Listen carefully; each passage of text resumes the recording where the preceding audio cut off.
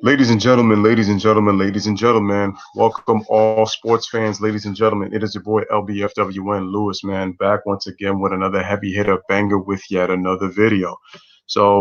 I'm a little late because I know that this game already started, but this is the Indiana Pacers against the Miami Heat. They are in South Beach. The Pacers are 21 and 10, and the Miami Heat are 22 and 8. So I appreciate everybody who has gotten the opportunity to come in. I can't wait for people to come in. So make sure that you smash the like button, hit the subscribe button, and make sure that you also share the content, man. I really appreciate you guys for taking the time to spend in this game with the Pacers and the Heat. So any Pacer fans in the building, any Miami Heat fans in the building, just let me know. No doubt about it. And shout out to my homegirl, Patricia Sutton. Appreciate you. She says, "What up, fam? Won't be able to stay tonight on account of a 3 a.m. wake up call, but sending my support, like, and share." Patricia, I appreciate it. Whether you are able to stay in the stream or whether you're just sharing the content and liking it, you know my love for you, sis, man, it's like no other, man. So I truly appreciate you. So thank you. So right now we are at a timeout. Somebody had gotten hurt for the Pacers. I need to find out who it is. But in the meantime, what we're gonna do is we are just going to be excited for this game today. This is definitely gonna be a good one, folks. So as soon as the game comes back on, I will try to check the live action. Let me just see. Right now it is 7-6 in favor of the Miami Heat. Once again, ladies and gentlemen, like the stream as you come in. I'm going to wait for my partner, D. Jefferson from Speaking My Sports Talk. He was actually doing the Sixers Magic game, but unfortunately the stream had to stop because he thought we were doing that game. But I had told him we had promised to the fans when we were doing the Pacer Raptor game that we were going to do Pacers versus Heat. So we're trying to make sure that we get that game down. And so right now we are at a commercial break. We are streaming the game and we are doing play-by-play commentary. For those who want to know if we are going to do the game and show the game, we can't do that because that's copyright reasons, and YouTube would block us if we even try to play that. So basically, we're just going to do the commentary. We do have a stream, but we're definitely just going to try to do it play-by-play. And like I said, man, hope you guys come in. Hope you guys appreciate the live commentary from me and D. I'm just waiting for D to come in. Like I said, I was supposed to be here earlier, but unfortunately, I had some duties that I had to do. I had some things going on, so I had to make sure I got those priorities done, make sure I got them straight. And basically, man, I just can't wait to kick it in with you guys, man. So let me know who was in the chat. I mean, Patricia was able to come in. Make sure you guys make sure you smash that like button. So I'm sorry, it is 9-8 on Miami Heat. Jeremy Lamb. Right now, Jeremy Lamb, excuse me, has all Pacers 8 points. And as Jimmy Butler drove to the basket to the cup, he actually elbowed Jeremy Lamb right around the rib area. So right now, right on by the right rib. So right now, Jeremy Lamb was down, but it looks like he is going to be okay. Probably got the wind knocked out of him. So he has all 8 Pacer points. Uh, so right now we are going to continue. So Jimmy Butler is at the free throw line, ladies and gentlemen. Make sure you like the stream as you come in. So Jimmy Butler at the free throw line. First free throw is good. Gets a nice fortuitous bounce, as a famous Walt Clyde Frazier likes to say. So now the Miami Heat lead 10-8. So once again, as you guys come in. So Jimmy Butler's second free throw is good. So now the Miami Heat now lead 11-8. So Sabonis had inbounded the ball. Gives it to Jeremy Lamb. Screen set by Sabonis. Jeremy Lamb shoots the three-pointer. It is short. Rebound, Bam Adebayo. And gives it to Kendrick Nunn. Kendrick Nunn dribbles left. Nice bounce pass to Bam Adebayo. Kicks it out to Miles Leonard. Miles Leonard shoots the three-pointer. In and out. Misses. Rebound, Jeremy Lamb. So Sabonis sets the screen. Holiday with the floater. It is good. Aaron Holiday. Nice move right there to get into the paint. Floats it up. And now it is 11-10 Miami. Aaron Holiday is the youngest brother of the Holiday brothers from Justin Andrew. So Jimmy Butler gets the ball being guarded by T.J. Warren. Dribbles baseline. Nice pass. Oh, it was a zip pass, but he ends up turning it over. Too much zip on that pass by Jimmy Butler, and the Pacers turn it over. So nice job by Holiday right here. Being guarded by Nunn. The screen was set. Got the matchup. Nice little screen, frees him, and takes the lane, takes the floater. So that was very good offense by Aaron Holiday. So Lamb is going to inbound the ball. He inbounds it to Aaron Holiday. Aaron Holiday being guarded by Kendrick Nunn. Aaron Holiday passes it to T.J. Warren. Nice floater. Nice shot by T.J. Warren. He scores, and the Pacers take the lead 12-11. So T.J. Warren is averaging 17.7 points per game, shooting at a 37% clip. So once again, Jimmy Butler's got the ball. Miles Leonard's trying to set a screen. Looks like it's a double in-between switch right there. Gets a switch. Jimmy Butler gets into the paint, kicks out to Kendrick Nunn for three, and he knocks it down. And so he knocks it down, and now the Miami Heat lead 14-12. So Holiday gives it to Turner. Turner shoots the three-pointer with that high rainbow arc release, and he knocks it down, and the Pacers go back up 15-14. Shout out to my main man, Speaking Man Sports Talk, D. Jefferson in the building. What is going on with you, D, man? How's everything with you, man, on this Friday? What's up, man? Everything is good. My bad for forgetting about which game we were supposed to do, bro. I totally slipped on that one. It's all good, man. Don't worry about it. It's all good. So right now, Indiana leads 15-14. Aaron Holiday did a good job of drawing in the defense, and that left Miles Turner open on the right wing for that three-pointer. Miles Turner is actually shooting 11 for 21 in his last 5 games. Before that, he was 5 for 27. So he's getting hot at the three-point line. Is the stream up on your ND? Yeah. Yeah, I'm on 3 minutes, 59 seconds. So actually, Miles Turner with the three-pointer, 20-14. That Miami, I mean, that Philly and Magic game was banging, bro. Could imagine. I got to find the stream now because my stream is way behind. All right, well, I got it. I hope the guys come over, man. We had a pretty lit chat over there. I had about 7 or 8 people. Oh, man. Crazy, man.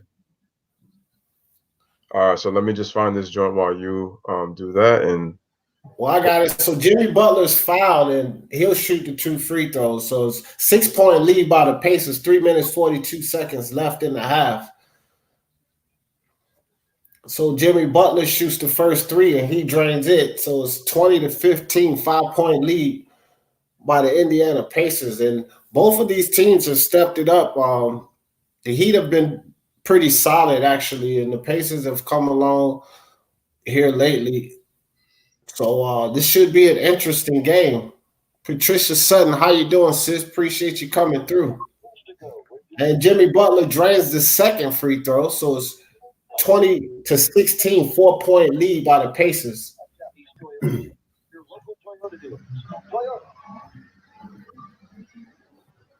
So T.J. Warren drives down into the lane, but he misses. Rebound by Tyler Hero. Tyler Hero bring the ball across court. Passed off to Jimmy Butler. Jimmy Butler slashes the lane and one. Jimmy Butler foul going in. All right, so the Heat trying to strike back, get back in with the striking distance. Jimmy Butler with a chance to steal the 3-point play. He'll go to the line. Nice drive and ball control by Jimmy Butler, and a lot of body contact by Miles Turner there. Jimmy Butler, I believe, is a very underrated player. Oh, for sure. Player. For sure. All right, looks like I caught up. Corey just stepped in the building, and my man Jordan C just stepped in the building. How you guys doing tonight? Shout out to Kid Glory. Shout out to my man Jordan, man. That's right. I haven't been doing the college playoffs, but I am going to do the NFL football. So make sure to get ready for that, my man. Get ready for that for this Sunday. So Jimmy Butler can't convert on the 3-point play, 20-18, guys. And we have a timeout by the Pacers, and we'll be going into the commercial. 3 minutes, 15 seconds left in the first quarter. All right, so 3:15 at the in the first quarter left. The Pacers are up 20-18. You are catching basketball live with Lewis and D on the LBFWN.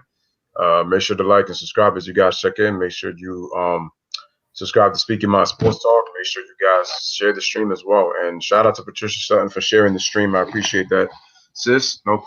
So definitely appreciate you. So let's see. My man Kid Glory says Jordan, we are going to beat Ohio State. I'm expecting a great game. Go Tigers. I haven't really been catching a lot of the bowl games, but I have to do, I mean, there's a lot of I know there's a lot of big games, especially bowl games coming up. I am looking forward to that national championship game for sure though. And Kid Glory said Buckets is underrated. Oh, that's a fact. Jimmy Buckets, as D said, is very underrated. As a matter of fact, like I said, I think he can step up his offense just a teeny tiny bit, but at the same time, I think he's doing a great job leadership wise, leading this group of young players, you know, and them being better than, you know, what a lot of people expected. This is a very talented team. And like I said, they exemplify what the culture of the Miami Heat is about, you know, with Eric Spoelstra and Pat Riley at the helm and Mickey Arison as the owner. You know, they exemplify, you know, professionalism. You play hard every single night. So, you know, it's definitely one that Jimmy Butler said that he enjoys being around, and he felt that he made the right decision being on this team. Go ahead, D. Now, Kid Glory, I hate to say this to you, buddy, but I've been here in Columbus, Ohio for about 6 years now, and I've taken somewhat of a liking to Ohio State. And I'm not too sure that you guys are going to just come in here and beat those Buckeyes, buddy, because the Buckeyes look hot. And when I say hot, I mean hot. Ohio State is really good. They're really good. I've been keeping my eye on that football team. That's a very good team right there that they're gonna play. So, all right. Jordan said Clemson gets a rough end of the deal this year. The ACC is bad. Yeah, they are. But Clemson has the longest active college win streak. Clemson defense is what people will not expect. No, I agree with that, man. The ACC is very weak. I thought it would differ. I thought it would be a little bit stronger coming into this season. But yeah, it's been a very weak conference. But yeah, man, Clemson's been doing their thing though. I got to give them their props. He says LSU versus Clemson in the title game. Who you got, Jordan? Who you got in the title game? I'm gonna go with Clemson on this one. I got LSU versus Buckeyes. Okay, the steal and Gordon Dragic comes down and blocked from behind. But Tyler Hero picks up the rebound and nice hands in there by the Pacers, and they give the ball up. So it's a little give and go. Gordon Dragic will come back down. Nice lob pass, but he misses on the dunk. Oh, wow. Up and down, up and down. Going up and down, yep. Hold on, I think my stream is behind again. Just a little bit. Let me check. So Holiday with the 3-pointer, so the Pacers are feeling it right now. 23-18, 2 minutes, 21 seconds left in the court, in the game. In the first quarter. I'm sorry, guys. Said at the half, right? All right, let me find another Jimmy one. Butler goes right into the lane, but he can't get it. But Jimmy Butler gets the rebound, puts it back up, can't get it again. Jimmy Butler with another rebound. Throws the ball across court, but it's not able to be handled. 3-pointer by the Pacers. That's off. And TJ Warren pushed off, so he'll pick up a foul. It'll be the Heat's ball. That was quite a series right there, back and forth, guys. Jimmy Butler 2 shots inside, got 2 rebounds, but couldn't convert. Yeah, no, that was a pretty cool sequence. And that's what you love as an NBA fan, that back and forth action, man. And it's like, as an NBA fan, you gotta love it because you definitely you love when people score, but definitely for sure, man. It's a great job going up and down. So let me see. Looks like are you at the 148 mark, D? I just want to make sure. Yes. So Gordon Dragic with the ball at the top of the key. And McConnell with good defense. And Dragic can't get the shot. And a putback right up in there by Adebayo. Nice dunk by Adebayo, 20-23. Pacers still up by 3. Very good job by Adebayo on the offensive rebound. Staying active, didn't give up on the play. Good job by Adebayo. So Nunn takes the ball right to the lane, and he'll score 25-20. Pacers up by 5. Tyler Hero with the ball. Passes it over the top to Adebayo. Adebayo work down in the post, gives it back to Kelly Olynyk up top over to Dragic. Draws to Jones Jr. and Jones Jr. hits the shot. 25-22. All right, man. And Derrick Jones Jr. has been very impressive for the Miami Heat. I've really liked his game a lot. Derrick Jones Jr. definitely is a young kid, is a very talented kid, and definitely knows his role. He does a very good, solid job. Solid player. Nice floater inside by McConnell to make it 27-22. So the Heat with the ball. Tyler Hero over to Olynyk for the three. Olynyk drains the three. So it's 25-27 down to a 2-point lead. We got a game here, guys. 27 seconds left on the shot clock. On the game clock. I'm sorry. It's 7-second differential from the shot clock to the game clock. So TJ McConnell's got the ball. I'm a little bit behind, but I'm just going to try to call this one. So Tyler's winding down the clock. We got about a 7-second difference with the shot clock and game clock. Screen set. TJ McConnell gets into the lane, partially blocked, but there is Lamb on the offensive rebound. No, that wasn't Lamb. Sorry. It looks like TJ McConnell got fouled. Yep. And it's 27-25. Beautiful passing by the Miami Heat. Wow, what a wraparound pass by Goran Dragic and good extra pass by Hero. So Miami showed very good ball movement on that last possession. Both teams are in the penalty, so McConnell will go to the line. He misses the first free throw. Just short. So McConnell for the second free throw, and he misses the second free throw. Kelly Olynyk comes down with the rebound, passes it off to Goran Dragic. Goran Dragic dribbles around the Adebayo screen. Dragic passes it off to the wing, three-pointer, and it's off. So we will end this quarter 25-27, 2-point game, ending the first quarter. So, guys, we have a pretty good game here. But that last game, guys, I have to tell you, we were watching the 76ers play the Magic, and that game was fire. Jordan was over there with us. Hopefully everybody else comes over here. I told him come meet me over at the LBFWN. Gideon should be over here soon. He was over there. All right, cool. Okay, cool. I think they might have came over for a second and then, the stream wasn't going, but I'm pretty sure they'll get the notification.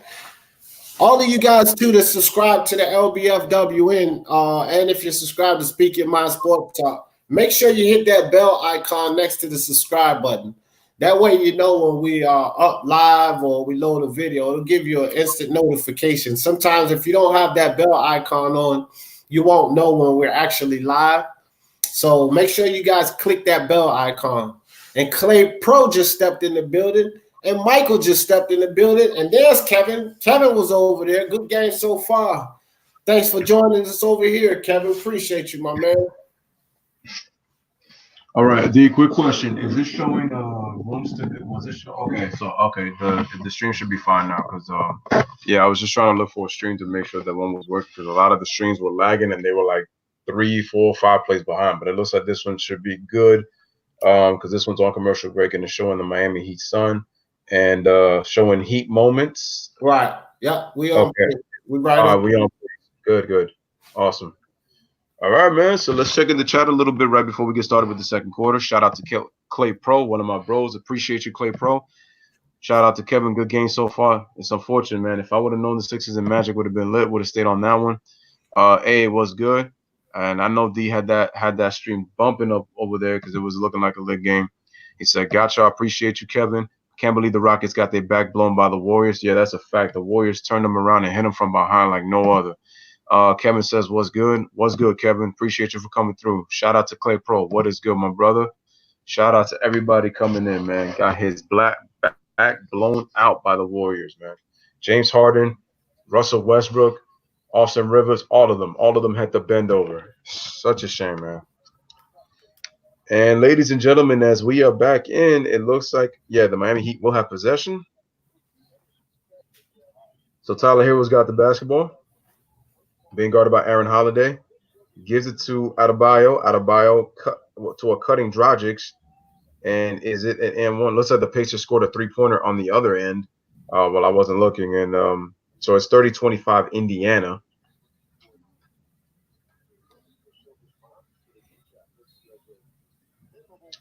Look like we got a foul, loose ball foul there. Yeah. And so Dragic shoots the 3-pointer in and out. Rebound Holiday. All right, now I'm behind. All right, so Holiday crosses over, crosses right, gets all the way into the paint, scores, and kisses it off the glass. And the Pacers now have a 7-point lead. I'm sorry, that wasn't Holiday. That was Summer. My fault.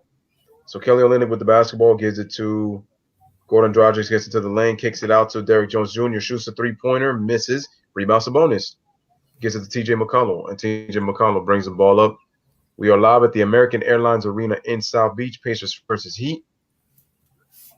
McDermott shoots, comes off the screen, comes off the curl, knocks it down, and the Pacers now have a 9-point lead. So the Pacers are on a 7-0 run, and Eric Spoelstra must call timeout. So we are at a commercial break. It is 34-25 Indiana Pacers on the LBFWN Basketball Live with Lewis and D. So appreciate you guys coming through.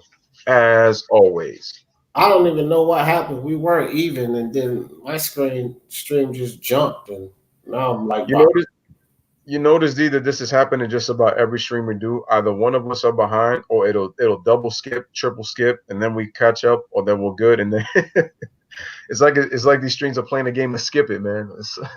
Yeah. Oh my goodness. Well, ladies and gentlemen, even that, the show must go on. So me and D are always going to try to provide the commentary, man. It's Which commercial are you on? Huh? Did you Wrangler commercial? Let me see. It was on the Truth Be Told commercial. That's what I'm on. I don't know, man. Either you're behind or it's probably a different stream because I'm on Buff streams, not on Crack streams. Oh, okay. You on what? I'm on Buff streams. Oh, I don't even know about that. Yeah, that's another one that does all sports, just like Crack streams. What is it called? Buff streams? Yeah, Buff streams. Never heard of it. BUFF? BUFFSTRE. Like if you were spelling stream from StreamYard, but you just added Z. I see it. And the one that I clicked on was on NBA Pass. It's the second to last one. Yeah, I see it. Let me try that one. Maybe I can get on.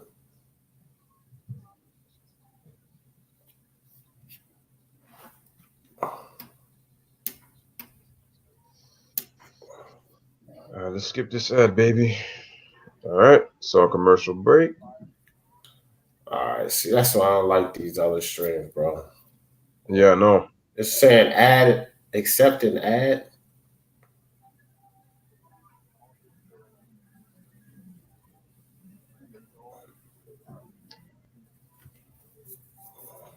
Which part of yours? Wait, I don't know. It's saying something about accepting ad and all of this stuff.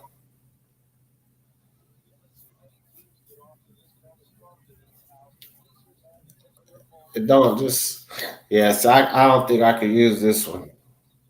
So just stay on the Crack streams, or if you could find another one. But that one won't keep us at the same page. I'm watching Nate McMillan now, and they're showing Sabonis.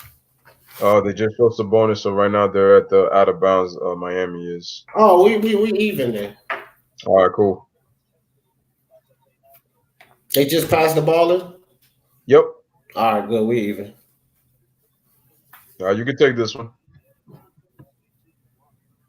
All right. So Gordon Dragic with the ball at the top of the key, dribbles around the screen, passes it back up to the top. Tyler Hero drive the lane with the floater, and that's off. Adebayo with the rebound. Kicks it back out to Olynyk for the three, and Olynyk drains the three. So it's 28-34. 6-point lead by the Pacers. Kendrick Nunn with the ball. Passes it back to Kendrick Nunn. Kendrick Nunn the dribble, goes back outside the perimeter. Has Adebayo on him, steps back for the three, and he misses that. Tyler Hero comes down with another rebound. Tyler Hero's been getting a lot of rebounds this game. And a nice lob to Jimmy Butler for Tyler Hero for the – I'm sorry, that was Jones Jr. Jones Jr. So it's 34-30. And Sabonis blocked. And Tyler Hero with another lob to Adebayo. So it's a 2-point game, guys. 34-32. Let's get it. Miami back on a 7-0 run. So TJ McConnell with the basketball, looking for somebody.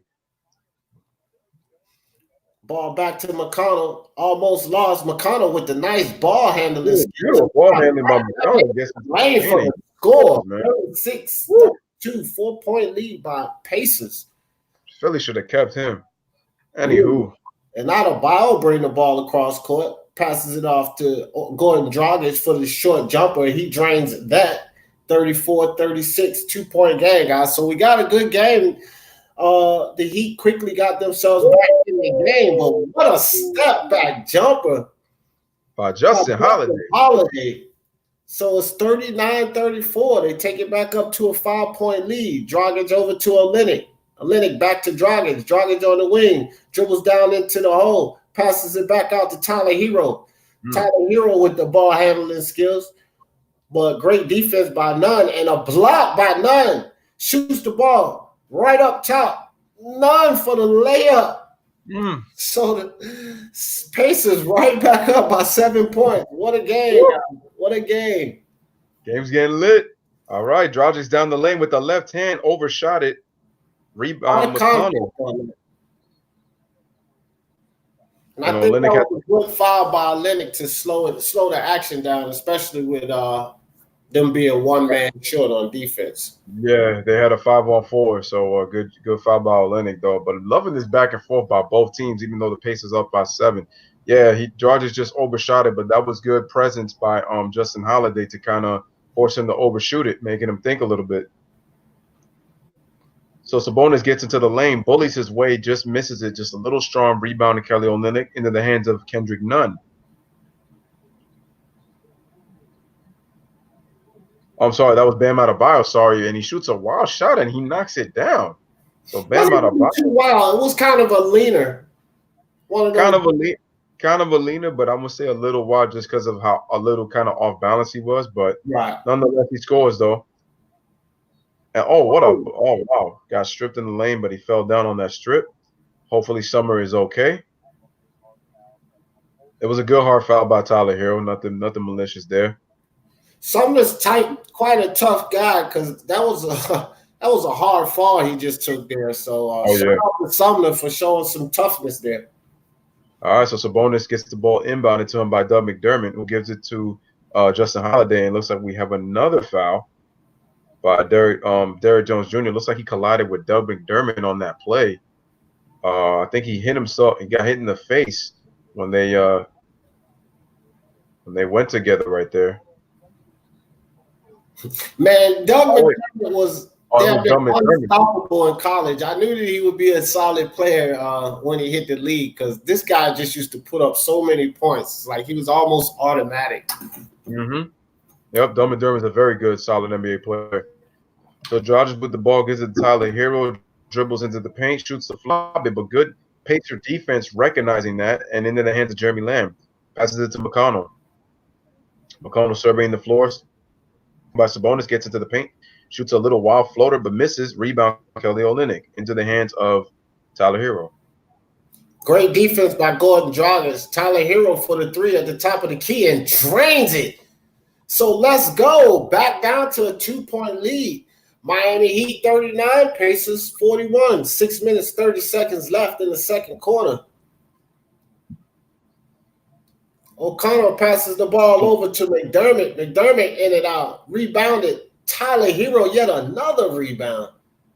He's working on a quick double-double. Tyler Hero just loses the ball there. Passes it up and hill to Holiday. Holiday with the nice dunk inside on Kelly Olynyk. 43-39. That was a quick dunk by Holiday. Very quick on that lead pass by TJ McConnell. So Dragic comes off the screen, gets into the paint, floats it up, was looking for the lob, but Adebayo tried to, but gets fouled on the way up. I think that was kind of a cheap foul. I do like the move for Adebayo to lean into O'Connell like that, That was sort of a foul. He got that body in on him just in time. Good play by Adebayo. That was a nice play. Very nice play.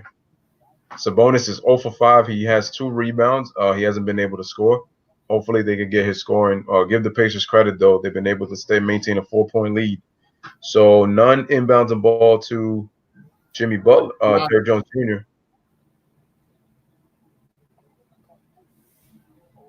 Olynyk pump fake, drives, nice fake, good kick out, nice pass by Jones Jr. Kicks it to Dragic for 3, and he drains it. And the Miami Heat have cut the lead right back down to 1. Back and forth we go, ladies and gentlemen. It's been a very good game. Great ball by the Heat, and the Pacers will talk about it. They'll call a quick timeout. But actually, both of these teams have been showing some really good ball movement, guys. Yes, indeed. So we have a timeout, and it is 43-42 Indiana. Miami is on the 8-2 scoring run, so we are at a timeout.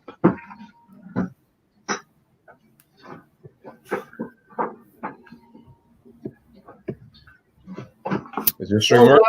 Everybody who was over there with us on Speak Your Mind Sports Talk, I did promise to keep you guys posted on the game, and it is still a close game. It's 9 minutes, 41 seconds left in the fourth quarter, and 72-77. So those guys are still over there battling, and I will make sure that I keep you guys posted on that game there. That game is in the third quarter, right? No, they're in the fourth quarter now. It was at the halftime. This game started at the halftime of that game there. Oh, gotcha.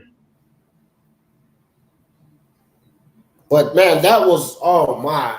I mean, that thing was a barn burner. Gideon said it, too. He was like, no, D, stay. I was like, no, I can't do that because Lewis told me Pacers versus the Heat, but I messed up, man. we had agreed on that, man. That's what it was. We did. That Raptors Pacers game. That's why. I remember when you said it, but boy, it was a lot going on in boxing today. Tank Davis missed on the scales. He came in at 136.5, but they gave him an hour to get his weight down, and he ended up going down. Yeah. But I got the so I have to talk about that, Yeah, no, I got the notification saying that he just made weight because I was like, he was kind of heavy. I was like, what? I was like, Tank Davis kind of screwing around. I'm like, chill, bro. And you just moved up. In weight. This is your first fight at 135. You moved up because you were having problems at 130. So it's just a pure lack of discipline. But I haven't been able to answer that video. I don't know if you can see that. Look at that, 42.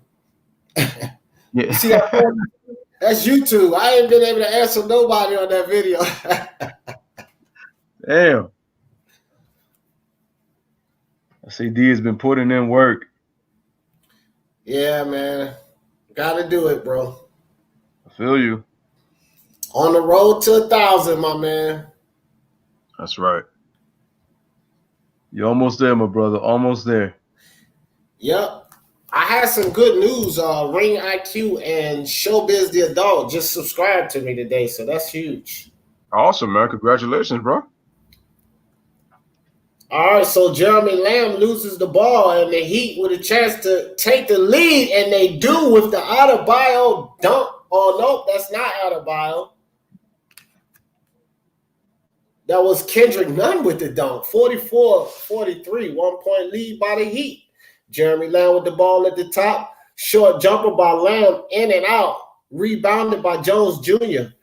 Passes it off to Jimmy Butler. Jimmy Butler kicks it to Gordon Dragic. So Gordon Dragic will survey the landscape, slow it down some. 10 seconds on the shot clock. Gordon Dragic gives it off to Jimmy Butler. Jimmy Butler kicks it back out to Dragic. Jones Jr. for the 3. He misses. And over to Olynyk for the 3. And Olynyk drains it. So we got a 4-point lead by the Miami Heat. What a turn of events here, guys. So TJ Warren with the basketball facing a double team, gives it to Sabonis. Sabonis kicks it out to McDermott. Sabonis tries to bounce pass it. The Heat defense, good pass by McDermott, and Sabonis dunks it. And the Miami Heat now lead 47-45.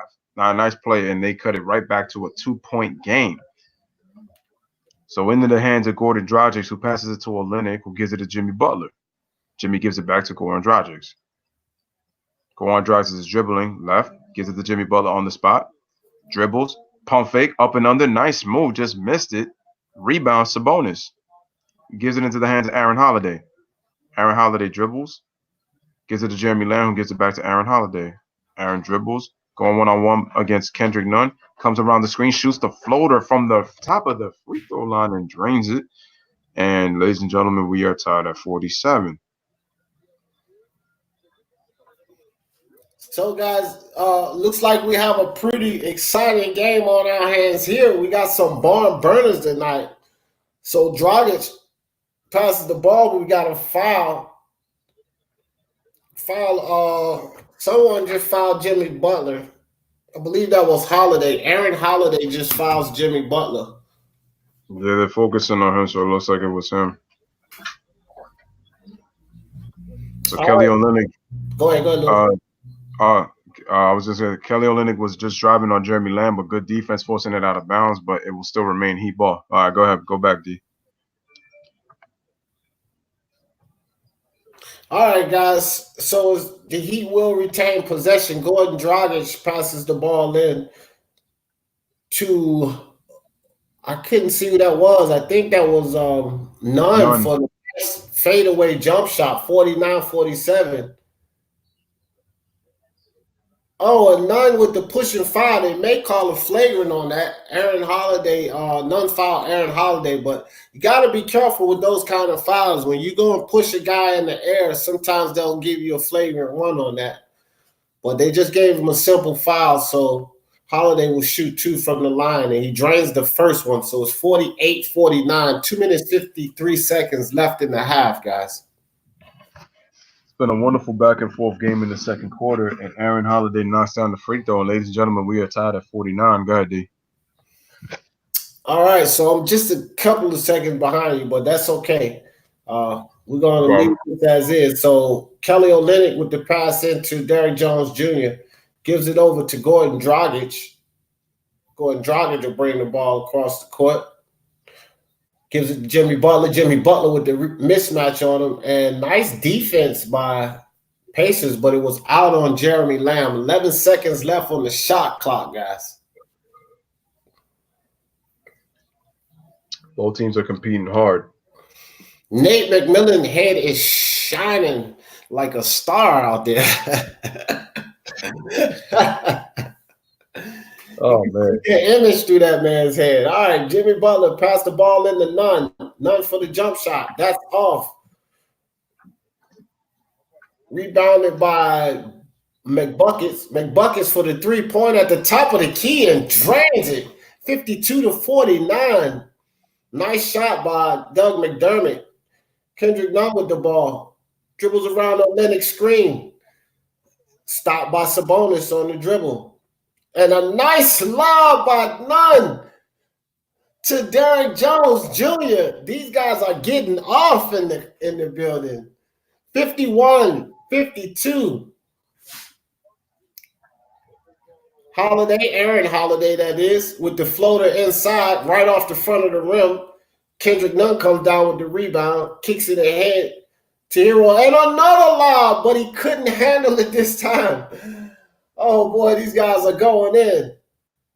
So T.J. Warren with the three down the other end. He misses that. Jimmy Butler comes down with the rebound. Butler charges the lane, throws the ball up, and it's fouled by McDermott. So Jimmy Butler will go to the charity stripe for 2, guys. Woo! Look at Derrick Jones Jr. just get up there athletically. James Johnson nearly passed out from that alley-oop, man. Yo, the Heat are so athletic, man. So athletic. Very. Like, you can see why this team could give teams problems in the Eastern Conference with that athleticism. And let me just tell you, man, you would have thought that Chris Paul and DeAndre Jordan are suited up under Kendrick Nunn and Derrick Jones Jr. out here because they bringing Lob City to Miami right now with the way they're throwing them lobs. And real quick, guys, while we're on a quick time out here, shout out to the Orlando Magic. They are fighting in there, and they are not trying to allow the 76ers to get that 4-game winning streak. The score right now is 78-83. Orlando Magic up by 5 points with 5 minutes, 55 seconds left in the game. So Jimmy Butler hits both threes, 53-52. And Aaron Holiday will bring the ball across the court for the Pacers. Passes it off to McBuckets for another three from the top of the key. The Pacers are starting to feel it from that three-point line, 55-53. They take a 2-point lead. Jimmy Butler with the nice crossover to get into the lane. Kicks it back out to Nunn for the three, but Nunn can't drain it. And Sabonis gets the rebound. Kicks it to Aaron Holiday. Aaron Holiday stops, pops, and bounces around, but he can't get it. And Tyler Hero with another rebound. Jimmy Butler goes right to the lane. Good pass to Nunn. Great ball movement by both teams. So we have a tie game, guys. 45 seconds left in the half. Taking over, Lewis. You know what, man? And we got 44 seconds remaining right now. Right now, the Pacers have the ball. 16 on the shot clock for Indiana. Doug McBuckets is going to inbound the basketball. So let's see. He's got the ball. Gives it to Aaron Holiday. Aaron Holiday with a screen by Sabonis. Shoots a three-pointer, and it hits the front of the rim, bounces off, and another rebound by Tyler Hero. He is rebounding the heck out of the basketball. So Jimmy Butler gives it back to Tyler Hero. Tyler Hero crossover, gets into the paint, kicks it out to Kendrick Nunn. That's poor spacing by the Miami Heat, and my stream ends up going out. All right, so Nunn at the wing kicks the ball back out top. And Robinson with the three for the Heat. So it's 58-55. Both teams are shooting pretty well, guys. 14 seconds. They will turn the shot clock off. Aaron Holiday with Nunn on him. Dribbles around the Sabonis screen. Kicks it to Holiday. Holiday stops, pops off the front of the rim. Holiday gets his own rebound, but popped out of bounds by Nunn. And that will be the end of the quarter, guys. So, ladies and gentlemen, that is the end of the first half. We have the Miami Heat up 58-55. It's been a heck of a ball game in the first half.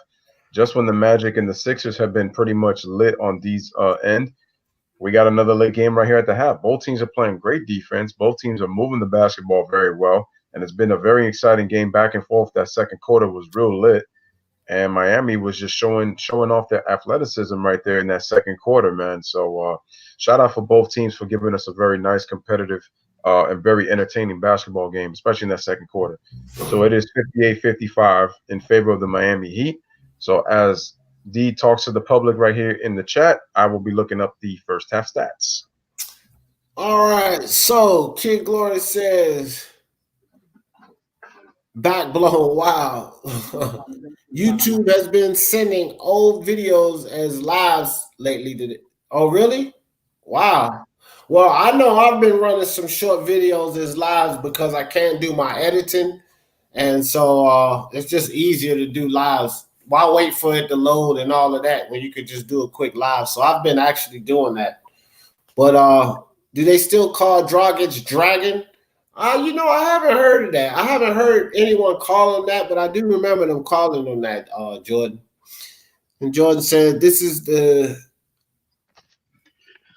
third first. He's talking about Tank. This is the third first miss in Tank's career.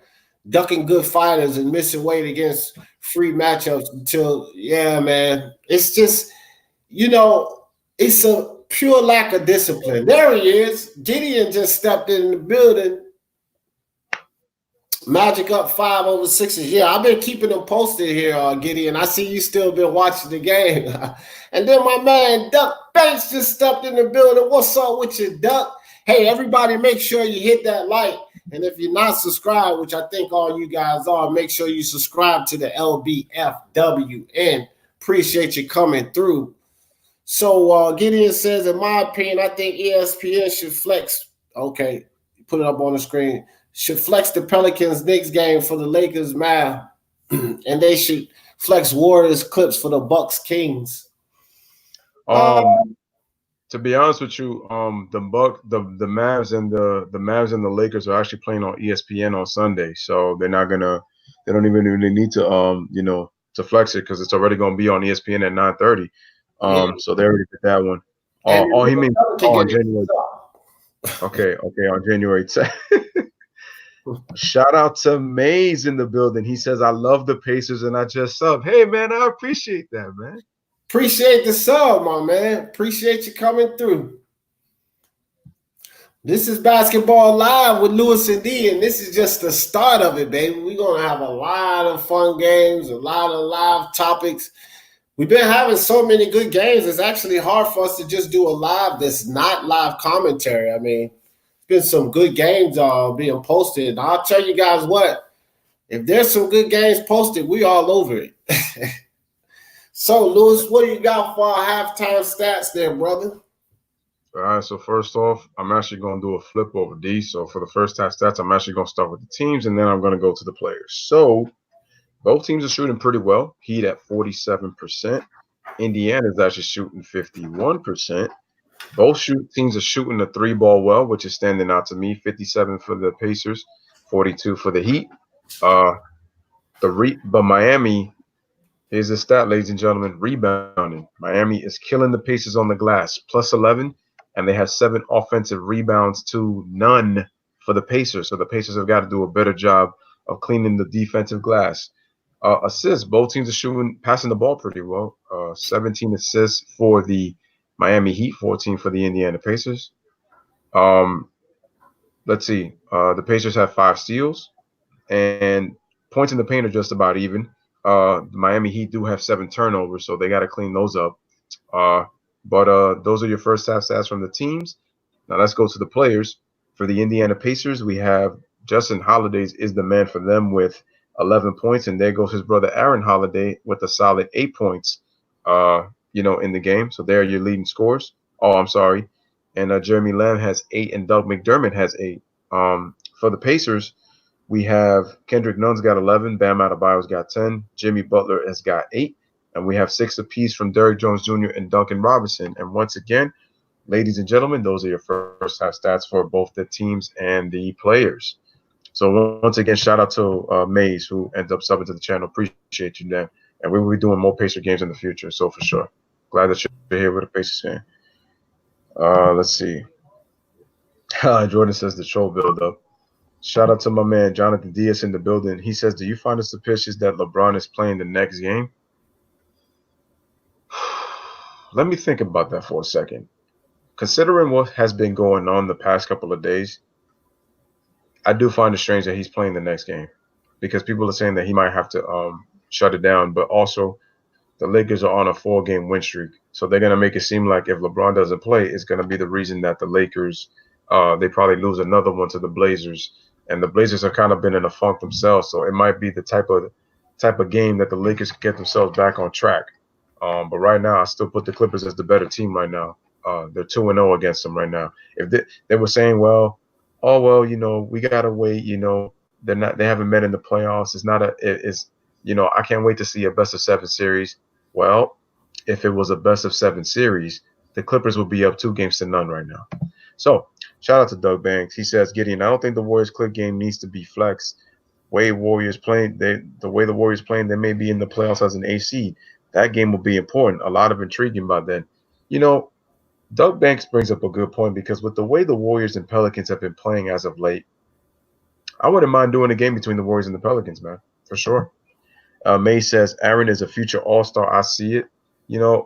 He's a very talented kid, Mays. I got to agree with that. And I like this Pacer team. Very, very, very talented. I like them. I like their young players. I'm a big fan of Victor Oladipo. I can't wait till he comes back and see what he brings to this team. I know they have to kind of work him slowly because he's just coming back from injury. But for them to be 21-10 without him, getting Malcolm Brogdon, I'm interested to see what that backcourt is going to look like with Oladipo running the point and with Malcolm Brogdon at the 2 guard spot. I think it's going to be very interesting. And you have Miles Turner, you have the Holiday brothers, you have Sabonis, you have Summer, you have Jeremy Lamb, a very, very nice bunch. Doug McBuckets.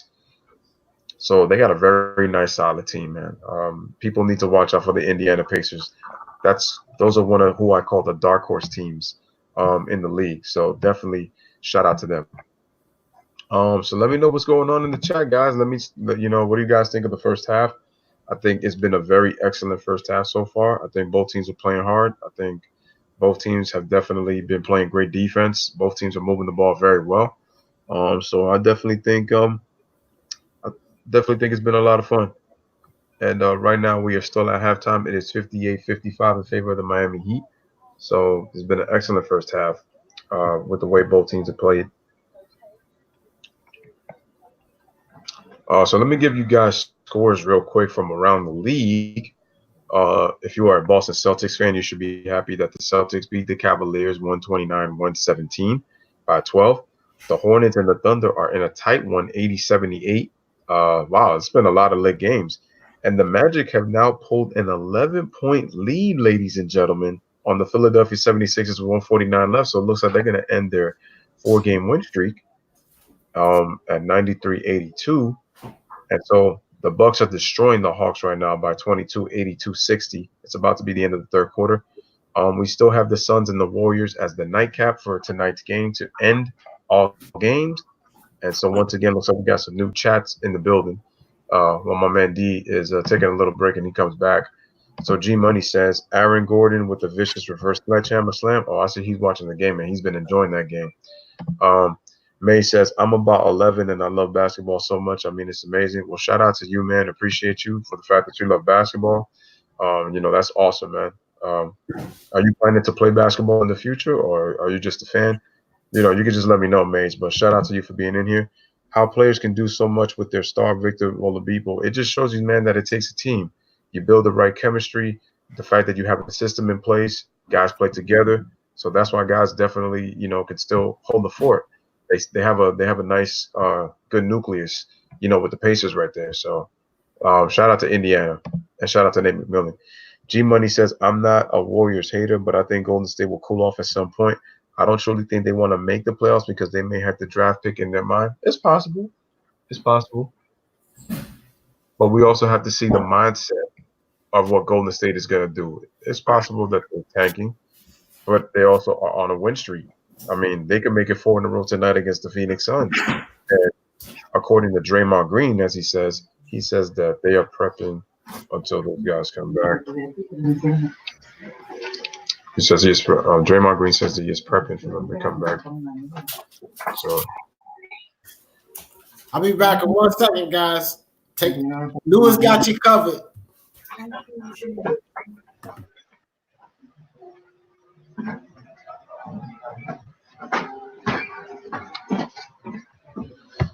All right, ladies and gentlemen, I'm just refreshing the stream right here, so just trying to check that. Looks like my stream went out again. Let me see if it. Yeah, I just had to press the play button because it kind of was buffering a little bit. So you know how these things are when they have to buffer. So yeah, getting back to what you were saying, Gideon. Honestly, like I said, man, it's like it depends. They either are gonna do that or they either not. So it really depends. But you know, it is what it is. You know, they may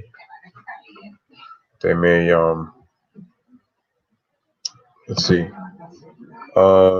G Money says Evan Fournier passed Darrell Armstrong for 10th on the all-time scoring list. Well, congratulations to Evan Fournier, man. Did not know that. So nice.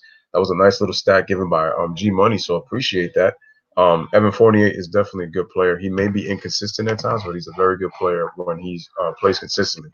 So shout out to Evan Fournier for passing Darrell Armstrong for 10th on the all-time Magic scoring list. And May says, Aaron reminds me of a young AI. Do y'all see it, or is it just me? I'm waiting for the spark. I see it. And I also think that the team is going to be a threat in the playoffs. No, the Pacers are definitely going to be a tough out in the playoffs. And I honestly think that it's going to be, for sure, I I definitely think that they're definitely going to be a very tough out. So we can't ignore that. That team is a very tough, gritty team, and I definitely think that they're going to be a very tough out for the postseason.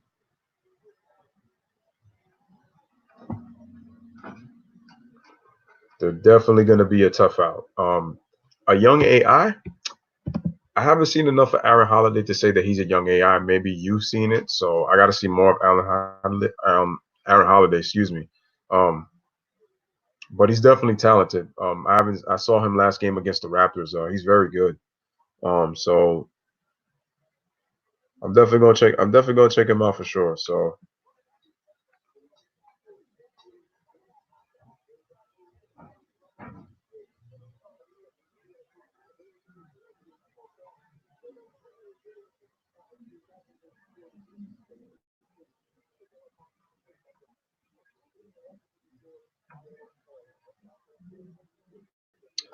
alrighty. So we're just waiting for the first half, ladies and gentlemen. It is 58-55 in favor of the Miami Heat. Um, they are talking to the assistant coach of the Miami Heat while the third quarter gets started again. So once again, shout out to everybody who's been able to pull up for the stream. We appreciate that.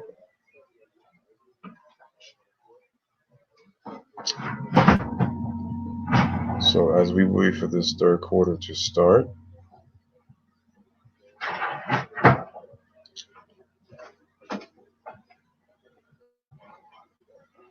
this has been an excellent game, ladies and gentlemen. It's been a great first half. Very great first half. I'm streaming the game from the side of the Miami Heat. So it's from their broadcasting team.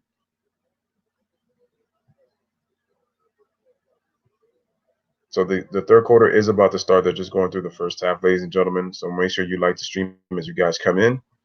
If you guys haven't yet, kicking it in with me and D while D's away. You know, I'm just kicking it in with you guys, man, and just checking out the. So hopefully this second half should be awesome. So they're just showing first half highlights. And let me click on G Money real quick. He says, do you think Zion should come back? If he's healthy, he should come back. If he's not healthy, sit out for the rest of the season and get yourself healthy for next year. He's got to lose weight, man, especially that's a prized possession for the NBA. He could be one of those guys that could be the next one that they market. So it's important that Zion stays healthy. So he may have to lose weight. May says, I also think Phil will do something in the playoffs. Just got my Dr. J jersey. Yo, shout out to you with the Dr. J jersey, man. Appreciate that, man. The doctor. One of my favorite players, man, of all time, man.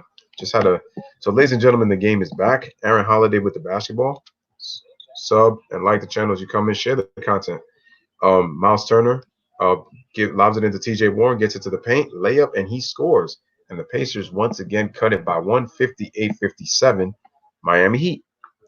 So TJ Warren, Sabonis, Turner, Lamb, and Holiday is your starting lineup for this second half. Butler, Adebayo, Miles Leonard, Robinson, and Nunn are in. So Jimmy Butler takes a jump shot. He misses. Offensive rebound, Bam Adebayo. He lobs it into Kendrick Nunn, who gives it back to Miles Leonard. Nunn shoots a three-pointer, misses. Rebound, Jeremy Lamb.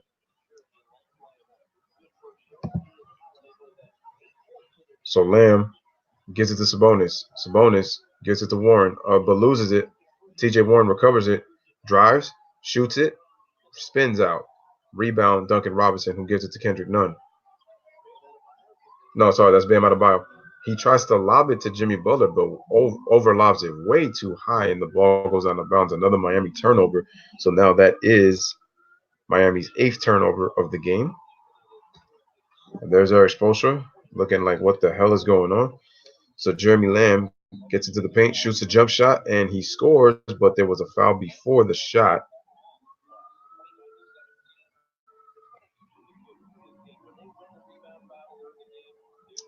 So TJ Warren inbounds the ball to Sabonis.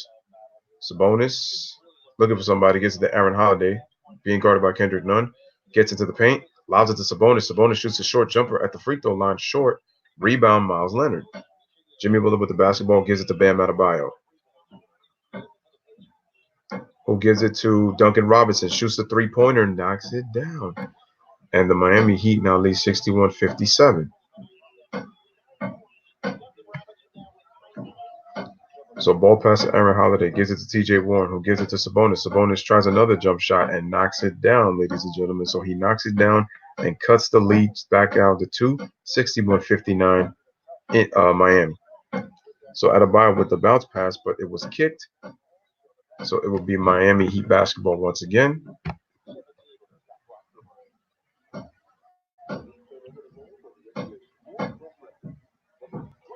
So Jimmy Butler with the ball, he inbounds it to Duncan Robinson. Duncan Robinson gives it to Kendrick Nunn. Kendrick Nunn gets it to the paint, into the middle of the floor. Can't find anybody. Good defense by Aaron Holiday. Shoots the turnaround jump shot, misses. Good defense by Aaron Holiday, ladies and gentlemen. Aaron Holiday gives it to T.J. Warren in transition, knocks down the three, and the Indiana Pacers retake the lead, 62-61, 9:44 remaining in the third quarter. So let's see. So Adebayo looking, can't find anybody. Good defense by the Pacers. Gives it to Robinson on a cross-court pass. Gives it to Adebayo. Pump fakes, gets in the lane, misses. Rebound T.J. Warren. And here comes Indiana. T.J. Warren pushes it, and a foul by Kendrick Nunn on T.J. Warren. And ladies and gentlemen, we will have a timeout. No, not a timeout, sorry. I jumped the gun too quick. Once again, it'll be Indiana basketball. Pacers lead 62-61. Aaron Holiday with the basketball. Jeremy Lamb comes off a curl, shoots a jump shot, misses. Rebound, Bam Adebayo. Bam brings the ball up, gives it to Jimmy Butler. Jimmy Butler being guarded by T.J. Warren, who gives it to Miles Leonard. Miles Leonard shoots the long three-pointer, but very short. Rebound. Jimmy Butler gives it back to Miles Leonard, and he knocks down the three. And the Miami Heat, ladies and gentlemen, have retaken the lead. They are now up 64-62.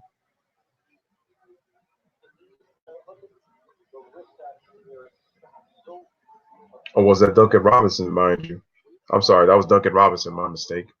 Not Miles Leonard. So Sabonis has got the ball, gives it to Aaron Holiday. Screen set by Miles Turner. Comes off the curl. Passes it to Miles Turner. Turner shoots the three-pointer, in and out. Jimmy Butler with the rebound. Jimmy Butler passes it to Robinson. Robinson gives it to Kendrick Nunn. Shoots the three-pointer on the step back and drains it. Knocks it down. It is Miami Heat 67, Pacers 62. So Miami now up by 5. So Aaron Holiday with the ball. Screen set by Sabonis. Sets another screen. Aaron Holiday hesitates. Hesitation. Gives it to T.J. Warren. Gets it to the paint. Shoots a floater.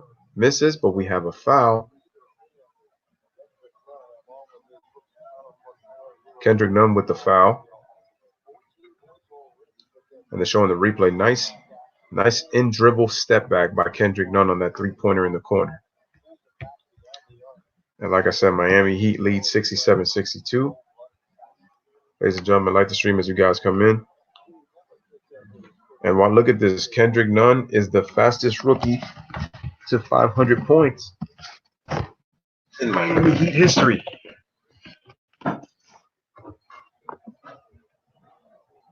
First free throw is good. So they knocked down both free throws, and the Pacers now are within 3, 67-64. So Bam Adebayo with the ball gives it to Miles Leonard. Miles Leonard gives it to Kendrick Nunn, being guarded by Aaron Holiday. Duncan Robinson comes off the curl, puts the pump fake on Jeremy Lamb, shoots a three-pointer, and it goes in and out and in again. So Duncan Robinson with his second three-pointer, and the Miami Heat now lead 70-64 in the third quarter. Aaron Holiday gets into the paint, gives the pass to Sabonis, pump fakes, kicks it out to Lamb, bounce pass to Turner, double pump fakes, another pump fake, and Sabonis scores. Good patience by the Pacers. Did not fall for any pump fakes the Miami Heat gave when they came out chasing after them in front of the three-point line. Good patience passing, and they score. So it's 70-66. Adebayo gives it to Miles Leonard. Jimmy Butler comes off a screen, dribbles right, looking for somebody, gives it to Duncan Robinson. Another screen set, loses it, Nunn recovers. One on the shot clock, has to shoot a long three and misses. Rebound, Miles Turner. Good pacer defense right there. So Jeremy Lamb comes, walks into a three-pointer, misses. Rebound, Kendrick Nunn into the hands of Bam Adebayo. Adebayo dribbles in, posts up Jeremy Lamb. Good defense by Jeremy Lamb, and he steals it, but the ball goes out of bounds in the hands of the Miami Heat. Wow. Damn, that's crazy.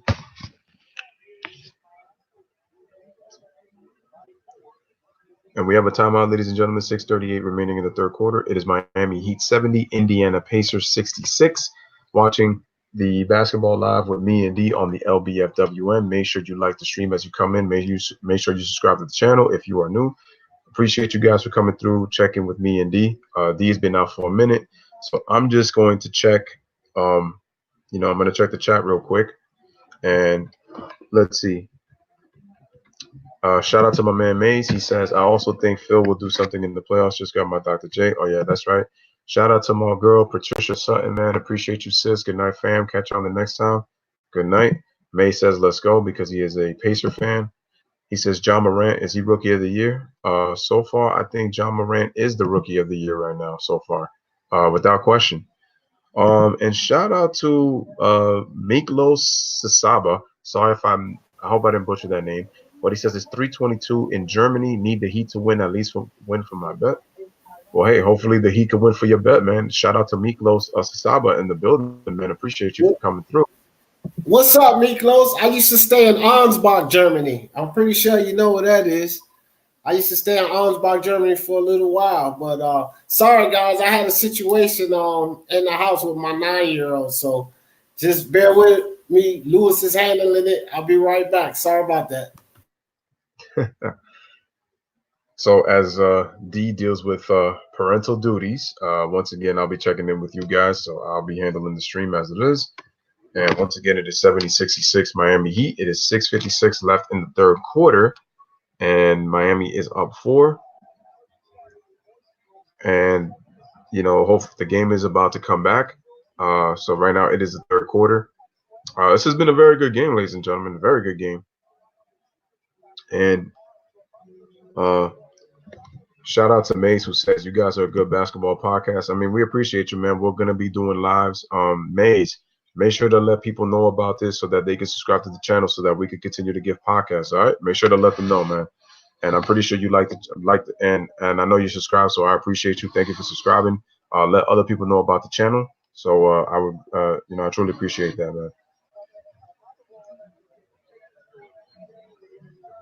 So we're just waiting for the game to come back. Right now, the Pacers are down by 4, 70-66. We got 6:56 remaining in the third quarter. Once again, like I said, ladies and gentlemen, like the stream as you guys come in. So we're just waiting in the meantime. Waiting in the meantime for this game to come back. So let's see.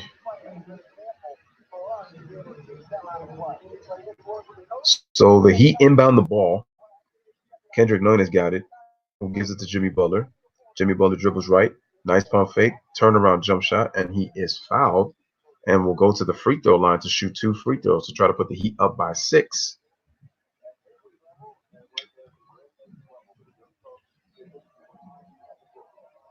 So Jimmy Butler's at the free throw line.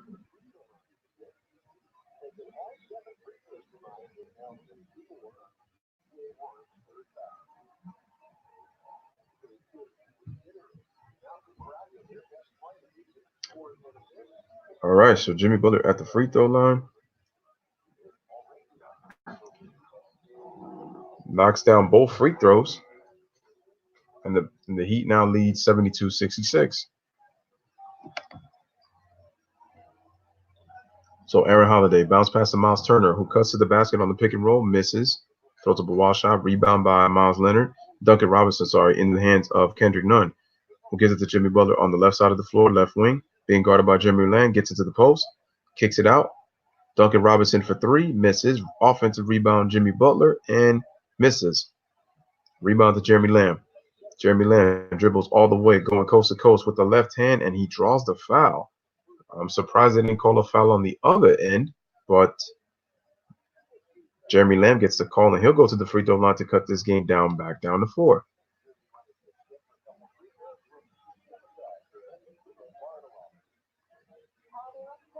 So as it is a little commercial break. So good job by the Indiana Pacers keeping it close. Right now, neither team has been able to further separate themselves and build a surmountable lead as Jeremy Lamb knocks down the first free throw and cuts it down to 5, 72-67, Miami. Third quarter, 5:59 left. Second free throw is good. And so we now have a 4-point game. So Adebayo inbounds the ball to Jimmy Butler, who brings the ball up. Both teams have attempted 9 free throws. Jimmy Butler dribbles all the way to the basket and draws a foul, and he will go right back to the free throw line again, and the foul is on Miles Turner. Excuse me. Pacers are 7 of 9. Miami 8 of 9.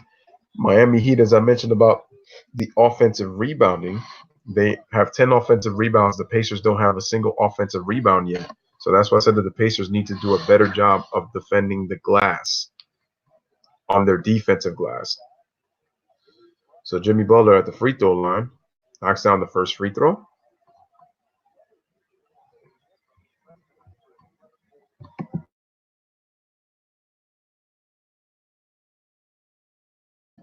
So Jimmy Butler, once again, he's about to shoot the second one. And second free throw is good. So, ladies and gentlemen, the Heat now lead 74-68, 5:46 left in the third quarter. Jimmy Butler has 12 points on 10 of 11 free throws. Only 1 of 7, but he's getting to the free throw line. So TJ Warren faces a double team, kicks it out to Aaron Holiday. Aaron Holiday, Miles Turner calling for the ball in the post, gets it on the left side, being guarded by Miles Leonard. Hits a turnaround fadeaway, and he knocks it down. Nice move by Miles Turner on the fadeaway as my stream went down. But it is 74-70. If you guys must know the score. So let me just check real quick. All right. Guys, I'm back. I guess just in time. I heard your stream went down. Sorry about that, everybody. So we got Jimmy Butler with the ball at the top of the key. Dribbles around the screen. Kicks it over.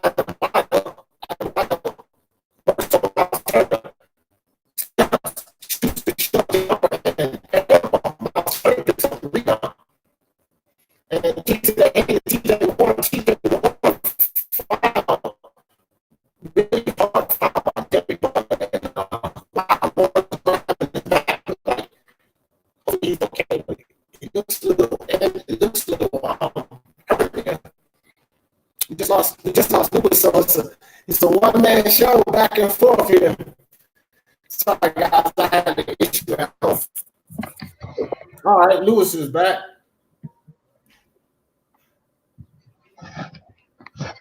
Sorry about that, guys. For some reason, when D started from under him there, but Jimmy Butler did get a little body on him. Yes, thank you. I am extremely hungry. Oh yeah, thank you, baby. All right, so ball will be passed in, and nice shot. Was that TJ Warren? He came back and said, "Don't you throw me on the ground. I'll make you pay for that." So 72-74, 4 minutes, 42 seconds left in the third quarter. And Kendrick Nunn with the ball. Has Aaron Holiday on the defense. Kendrick Nunn with the floater. I thought that was a floater, but he tried to lob it to Jones Jr. Out on the Heat. Nice hands up for the defense.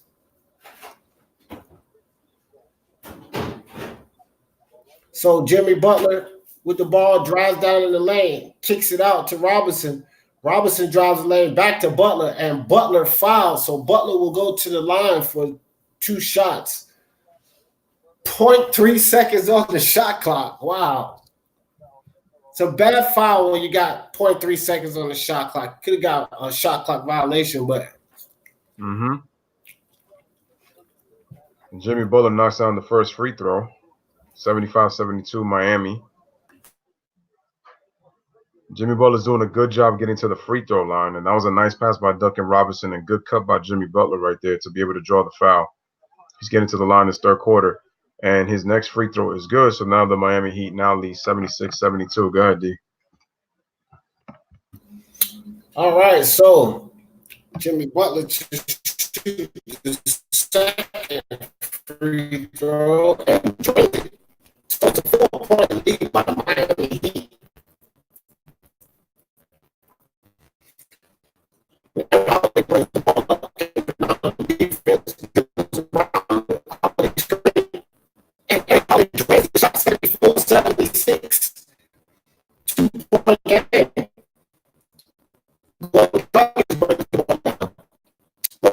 Key starts to make it back out to none for the 3-pointer and drains it. 79-74. He take a 5-point lead out. 3 minutes and 45 seconds left in the third quarter. Holiday with the ball at the top of the key. Holiday drains it. All right, guys, this is offense galore right now. 77-79. Gordon Dragic working the wing, drives into the lane, kicks the ball. Oh, Myers can't finish. Nice pass by Dragic, though. And T.J. Warren comes down for the nice layup. So we got a tie game again, guys. And I do believe Eric Spoelstra wants to talk about it. Nice way to dig in there and tie that game up by the Indiana Pacers. So I must have been missing some action here. Let me tell you something. I have 3 ladies in the house, and at any time, one of the ladies can call. This time was my little lady.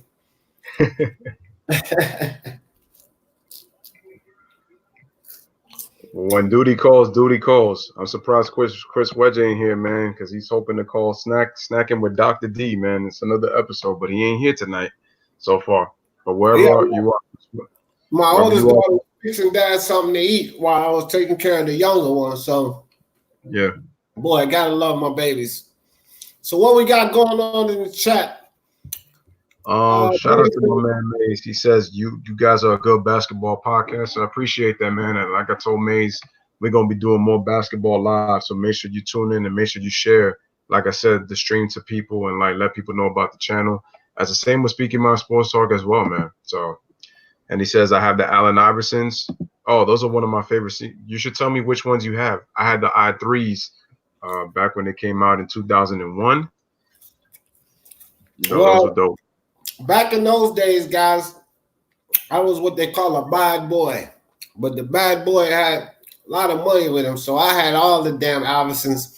You know, Bubba Chuck is from our area, so I was a huge Bubba Chuck fan. I'm from Richmond, Virginia. He's out from Hampton, so I was Iverson crazy at that time. I had all the Iversons and probably all the Jordans you can think of. Wow.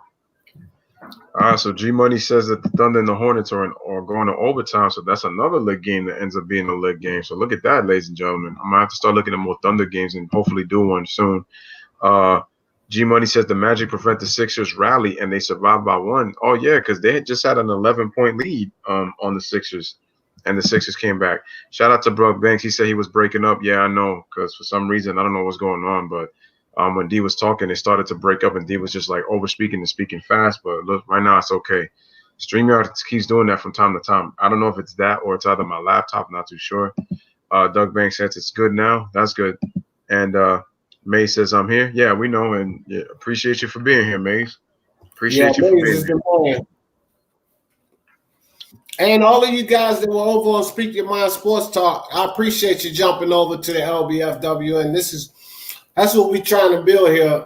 You know, I always say that our guys over at Speak Your Mind Sports Talk, it's a Speak Your Mind Sports Talk family. And that's exactly what I feel about Basketball Live with Lewis and D. We're building a Basketball Live with Lewis and D family. So appreciate you guys.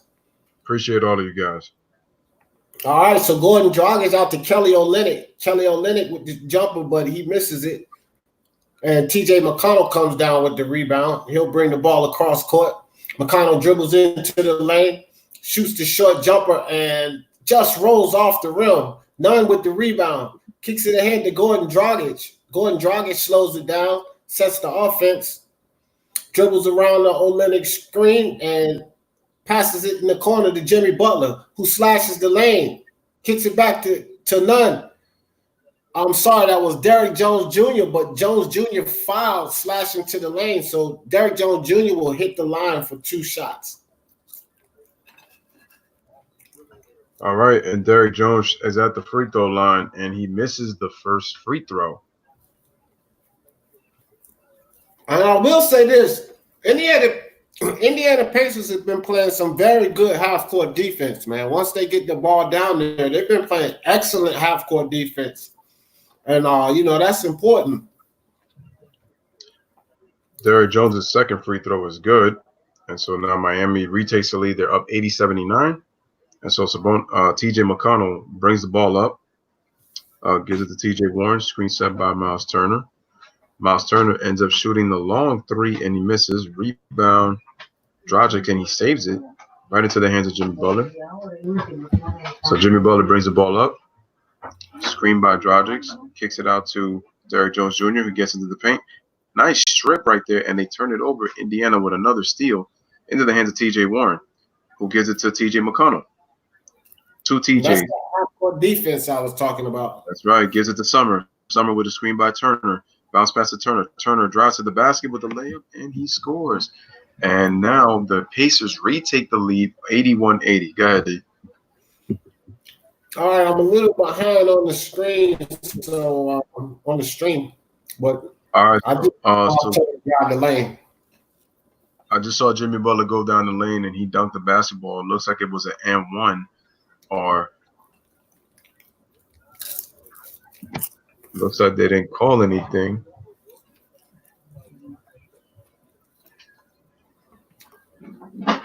And it looks like my stream went out. So they gave Jimmy Butler a technical foul for complaining about the non-foul call. Gotcha. But Jimmy Butler had a valid complaint because T.J. Warren pushed him right in the back. So, and you could tell because here's these referees again, man. We dealt with this the other night in the Lakers versus the Clippers game, and Jimmy Butler had every right to complain, but sometimes you just got to hold that tongue, guys, because one thing's for sure, these referees have been very loose with the technical fouls this season. You talk too much crap, and they're going to hit you with the tech. So T.J. McConnell will bring the ball up. Nobody out there on the defense, passes it to Justin Holiday. Holiday to Someone dropped the lane. And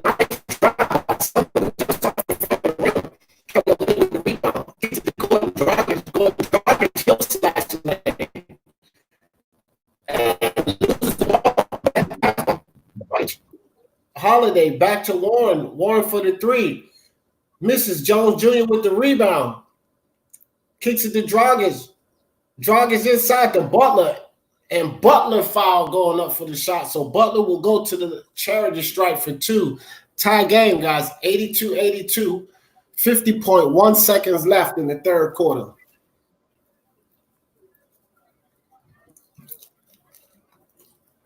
Oh, yeah. So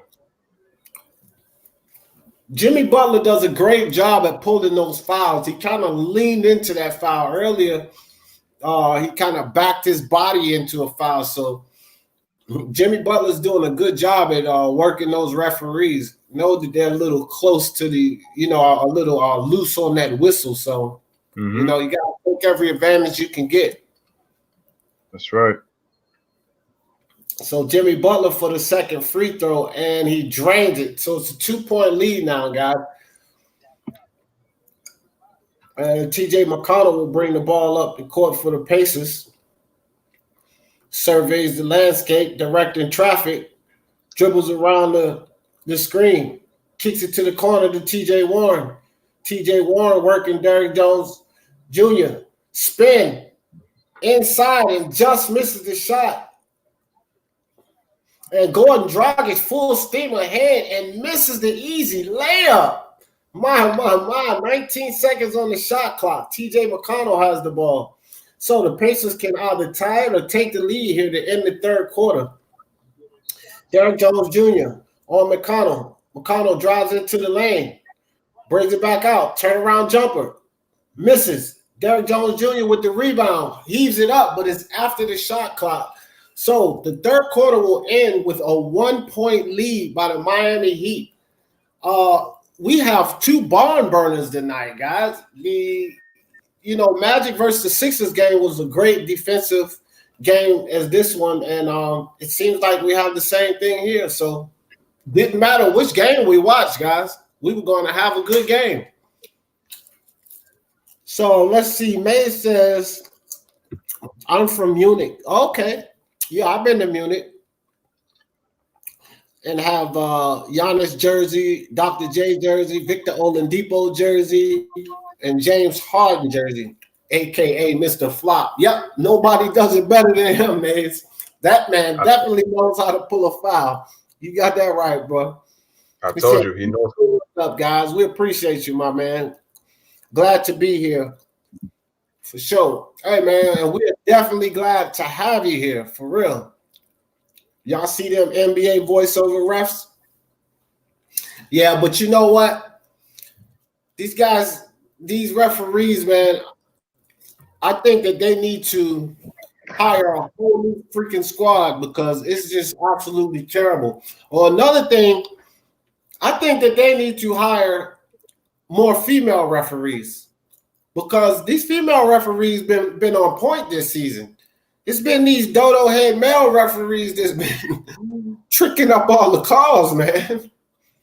I don't think about man. If the female referees are going to call it right, then put them on the floor. For real, man. For real. Couldn't agree more. It's like the male referees are screwing up the league with the way things are going, man, because the females are doing a much, much better job making the right calls. It's like they have the eyes of an instant replay compared to these males. The play could be right in front, and it's a dubious call, obvious call, and they won't call it. That Lakers game was just horrible. I mean, horrible officiating. But it's not even been that Lakers game. It's been a lot of games here where I just wanted to reach through the screen and grab the referee by his neck and choke the hell out of him. I tell you. But like I always say, guys, if you do your job as a team and you beating a team convincingly, then you give the refs less chance to take over the game. You know what I mean? Not much they can do if you're beating the team convincingly enough. They can try, but it just won't work. Okay, guys, so we are back. 98-97. Oh, I'm sorry. I'm looking at the score of the Magic. 84-82. All right, TJ McConnell brings the ball up, passes it to Justin Holiday. Holiday just missed off the front, rebounded by Adebayo. Gordon Dragic will bring the ball down. Pass it to Jones Jr. Jones Jr. back to Gordon Dragic. Dragic drives down into the lane. Nice off the glass shot by Dragic. 86-82.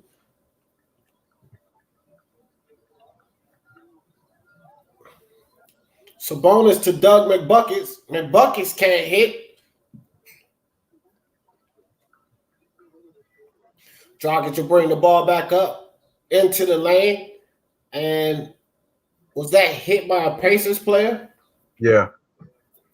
All right, so I think a Pacer player knocked it out of bounds. I couldn't see who that was, but Dragic brings the ball into Tyler Hero. Nice defense by the player. Pacers, 11 seconds on the shot clock. Tyler Hero kicks it to Adebayo. And Adebayo will be fouled, so he'll go to the line for two. And Adebayo at the free throw line knocks down the first. Looks like my stream is a little bit ahead of yours, D. That's probably what it is. All right, so Adebayo at the free throw line. It's now 87-82 Miami. And so he's at the free throw line once again, shoots it, and he knocks it down. So he knocks down both free throws. And now the Miami Heat now lead 88-82. Ball into the hands of T.J. McConnell, being guarded by Goran Dragic. Zips the pass to Doug McBuckets, who gets blocked from behind by Derrick Jones Jr. So Tyler Hero kicks it to Goran Dragic. But Mays just Mays, we really appreciate you. Mays says my uncle's getting on me for not watching the game, and I said I'm watching the LBFWN. He said, "What's that?" So I had to explain to him the best podcast, the best sports podcast, and you are the man, Mays. Make sure you give that man whatever you can give him a wrench. When you come on the Speak Your Mind Sports Talk, I'm gonna turn you blue, Mays.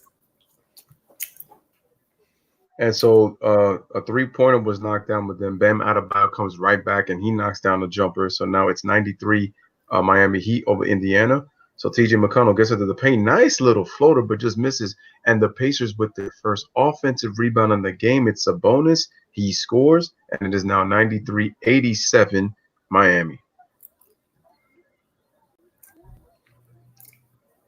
So Dragic has got the ball. Gordon Dragic with the ball. Dragic bring the ball across court. I know I'm a little bit behind Lewis. And then he has McConnell on the defense. Great defense by McConnell. Behind the back pass to Jones Jr.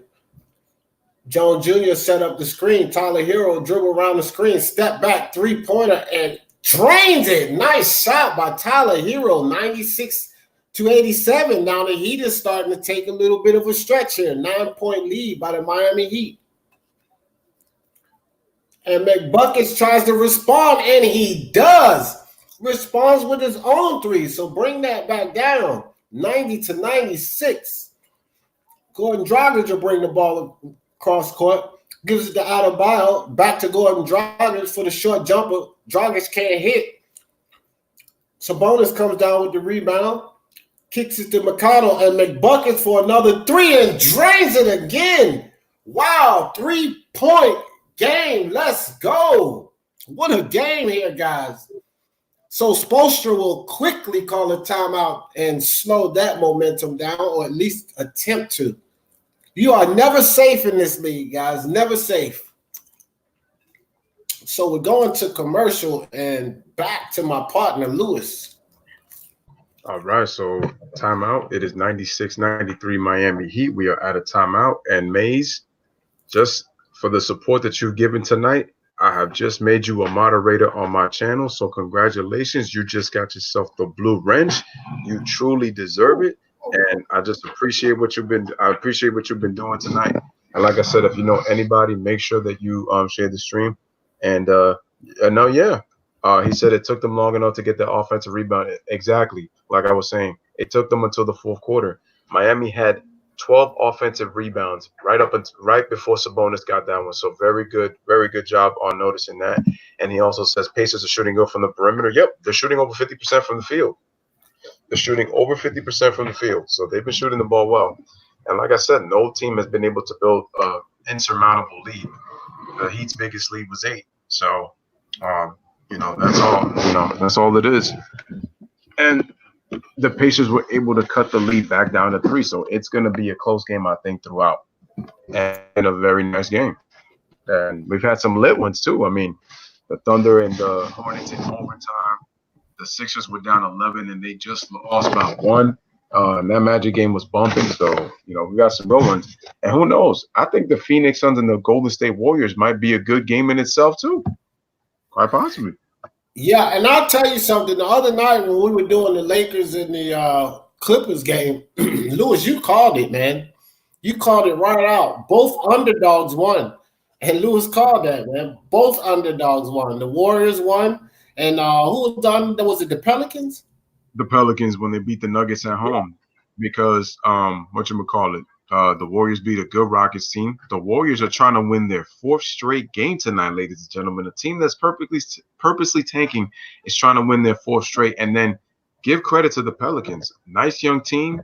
Brandon Ingram was balling, and they ended the Nuggets 7-game win streak because the Nuggets have been playing very well up to that point. So shout out to both teams. It kind of makes you wonder Which one of those guys the Lakers should have gotten rid of? Should have been Brandon Ingram or Kyle Kuzma? Because to be perfectly honest, I believe that Brandon Ingram's playing a little better than Kyle Kuzma right now. But the reason being for that, though, is because Kyle Kuzma can kind of play with somewhere as Brandon Ingram needs to have the ball in his hands. So I can understand that. So Brandon Ingram was going to shine more. But I still feel like Kuzma plays better with Rondo than he does with LeBron because Rondo puts him in better spots than LeBron does. That's just my opinion. So, ladies and gentlemen, the game is back. And Sabonis, beautiful spin move and the fake, but the ball spins in and out. That would have cut the game to 1, and the rebound is to Bam Adebayo.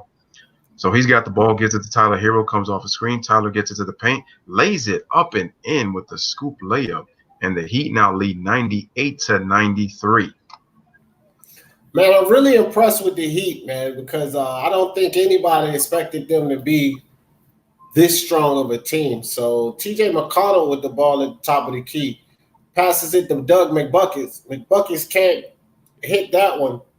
So Tyler Hero with another rebound. He has been a rebounding machine this game.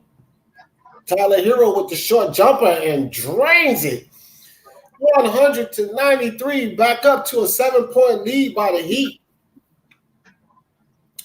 So McConnell will bring the ball back down. Has Gordon Dragic defending at the top of the key. Passes the ball over to Holiday. Holiday for the 3 and hits an air ball. But picked up by is that Sumner? Sumner picks it up and hits the layup. Summer, yeah. 5-105. Tyler Hero with the short jumper. He misses that. So Indiana trying to get themselves right back in this.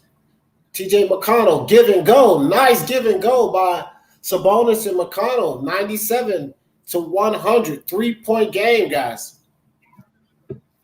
The Pacers will not go away. They are still gutting. They're still fighting, showing that grit, and they're making this a basketball game. This is a very, very good game tonight here in South Beach.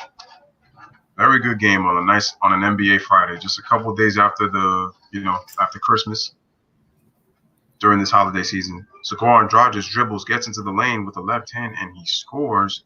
And now the Miami Heat now lead 102-97, and we have a timeout by Nate McMillan. He needs a timeout.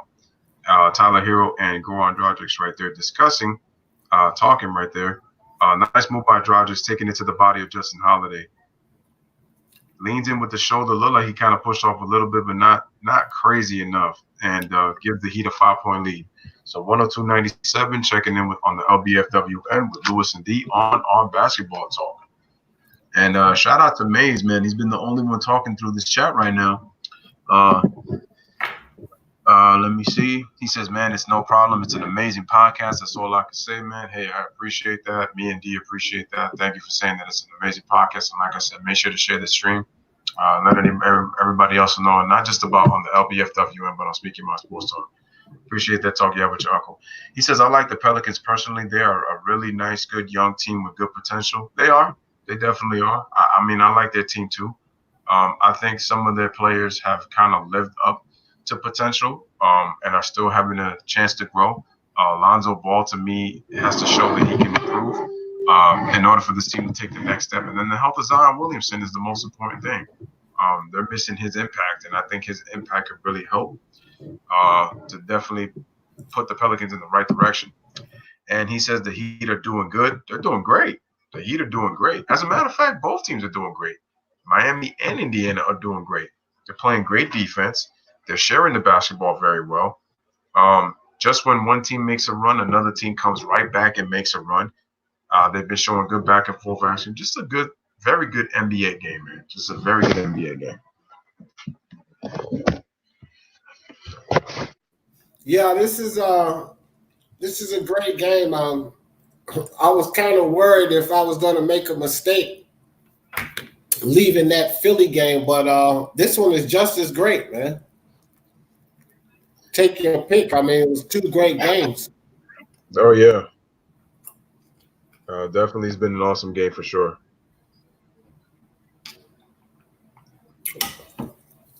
Oh, wow. I still forgot to put my man Doug Banks. Hold on. I got to put him as a moderator, too. Shout out to Doug Banks in the building. I just added you as a moderator, my man, Doug Banks. Yeah, So, Duck been putting in work. Duck been oh here yeah, for a minute.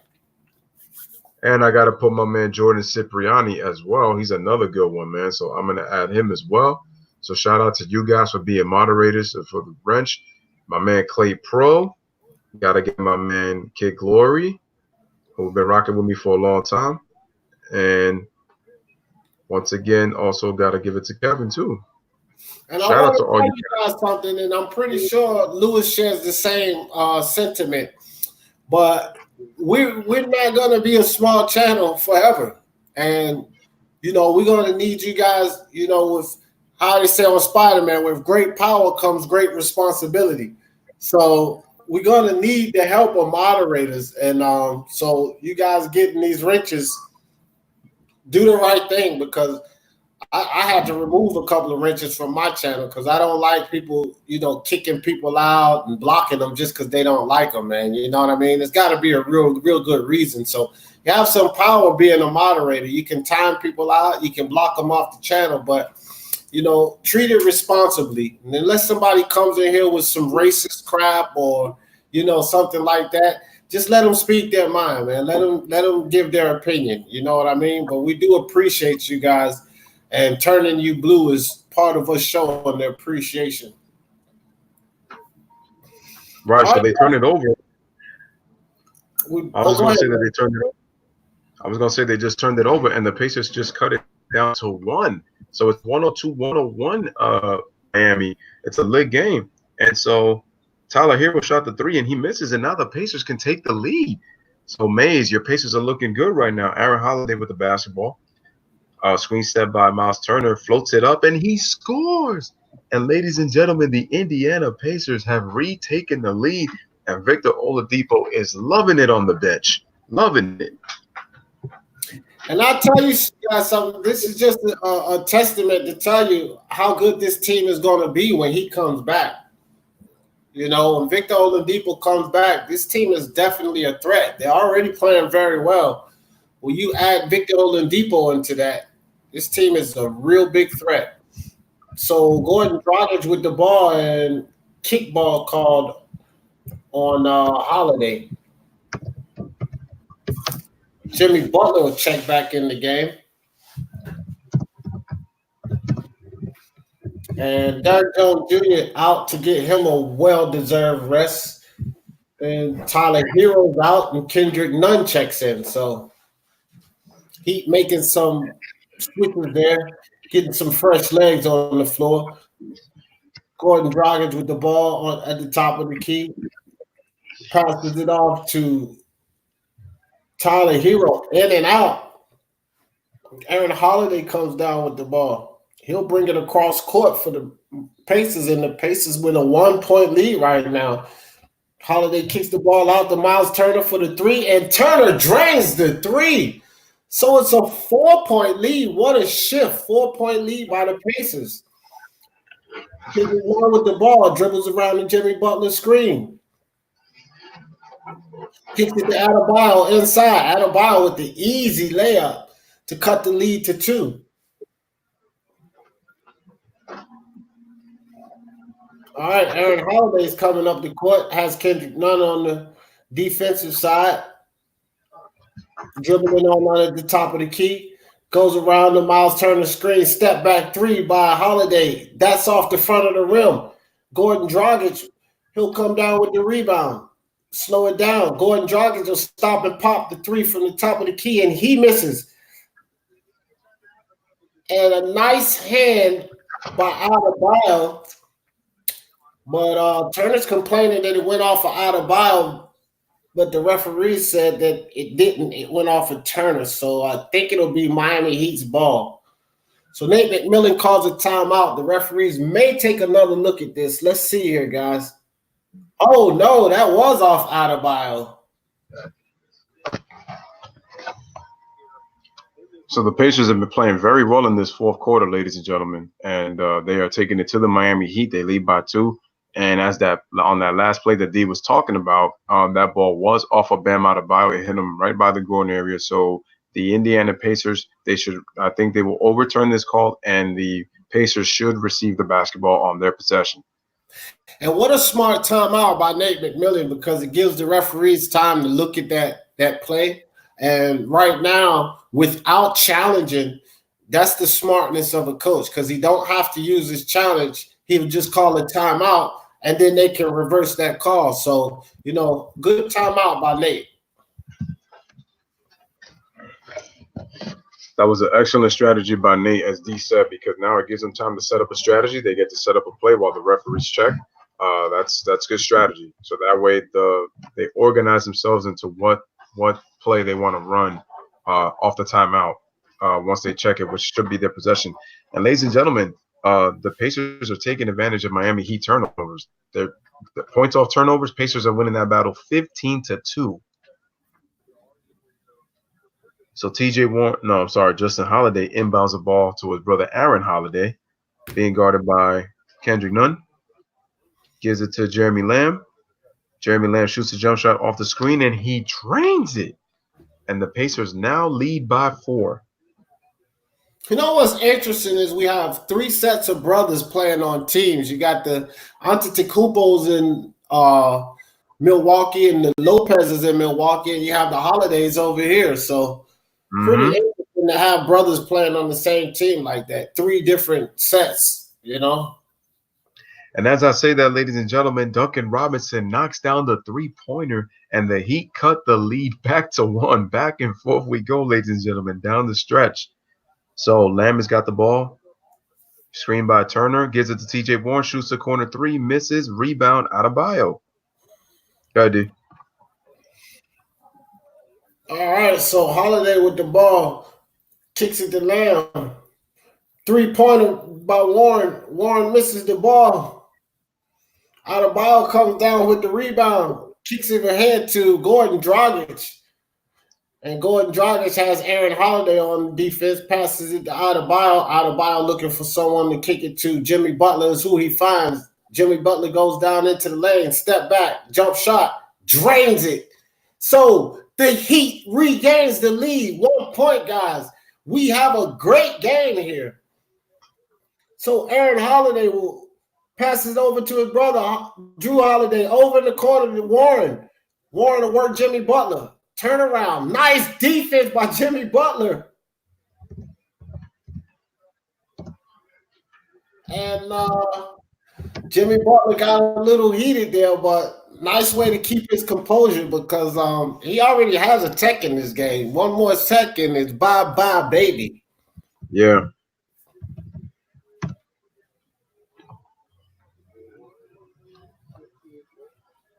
Oh, that was clearly a foul by Jimmy Butler. No need to cry.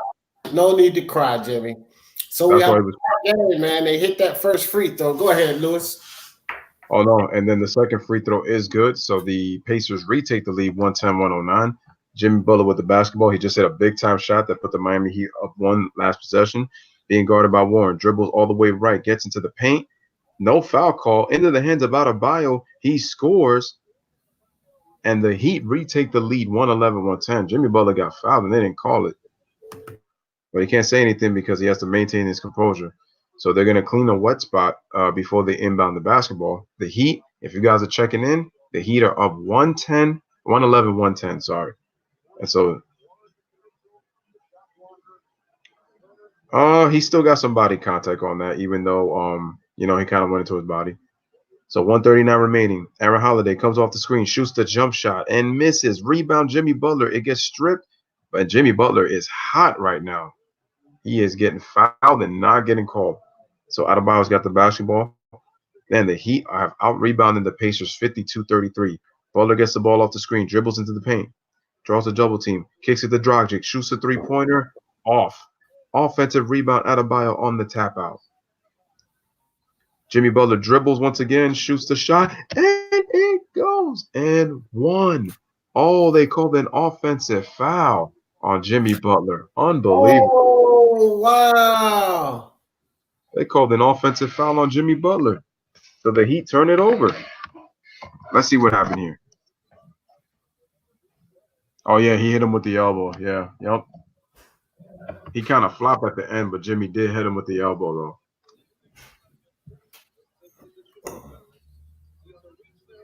Oh, he reached out with the hand. Okay.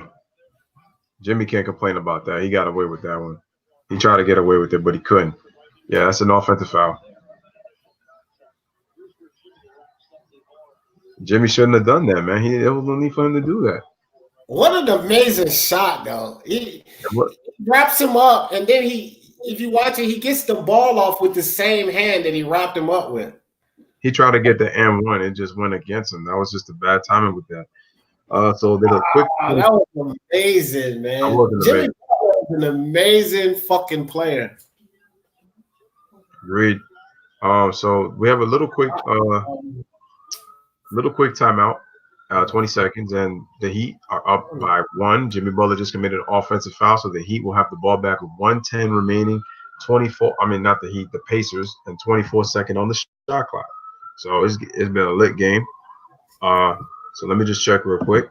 That was an amazing play, bro. I'm just still floored by that. May says, I hope you keep the stream after the game. Yeah, we're going to have to stream a little bit after the game, no question. May says, in favor of the Pacers. Right. G Money says, this game is lit. That's a fact. This game is dumb lit. And he says, who do you think will prevail, Pacers or Heat? We're going to wait and see. We're going to wait and see. It's a toss-up right now, Gideon. I mean, wow, they're going back and forth. Every time one gets a 5-point lead or so, the other one comes back in. So it's great. It's great. Jeremy Lamb came off the screen, shot the ball too quick, in my opinion. He misses it, and Adebayo's got the rebound, gives it into the hands of Jimmy Butler. So go ahead, D. As soon as you catch up. I'm a little behind, but here we go. So Adebayo, like Lewis said, gets the ball to Jimmy Butler. And Jimmy Butler, he has Warren on the defense, dribbles around the Dragic screen, and Dragic could have caught a foul right there with the push-off, but no call. 38 seconds on the shot clock. And Lamb with the ball. They can get the lead right here. Lamb goes in with the floater and drains it. 112 to 111. The Pacers come back with a lead. So it's a 1-point lead, 30.8 seconds on the clock. And the Heat will call a timeout. Let's go. This game is going down to the wire.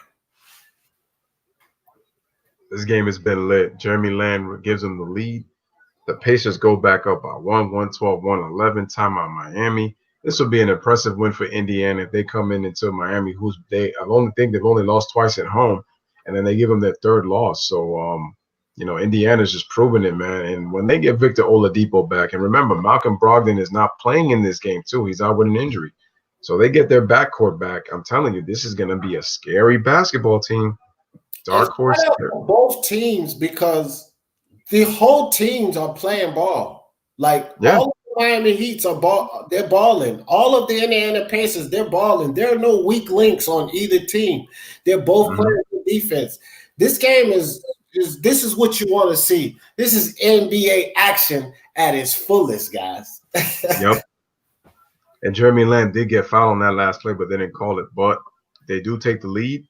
So Miami's got the ball. Let's see what Miami runs right here out this timeout. I'm looking to see what Miami runs. Hopefully they get a good play. 30 seconds, about a 6-shot difference between shot clock to game clock. Jimmy Butler's got the ball, inbounded by Duncan Robinson. Let's see what they do, folks.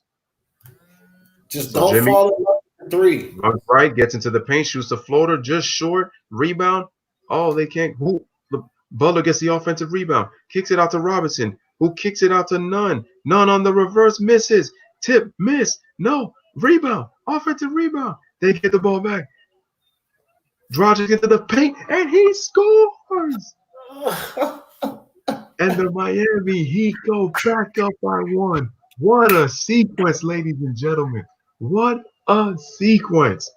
6.8 remaining. Just when you thought the Pacers could get that ball, the Heat with 3 key offensive rebounds, and Dragic scores that rock. Amazing. Amazing. 6.8 is a lot of time, guys. So it's only a 1-point game. Plenty of time to score. It's only a 1-point game.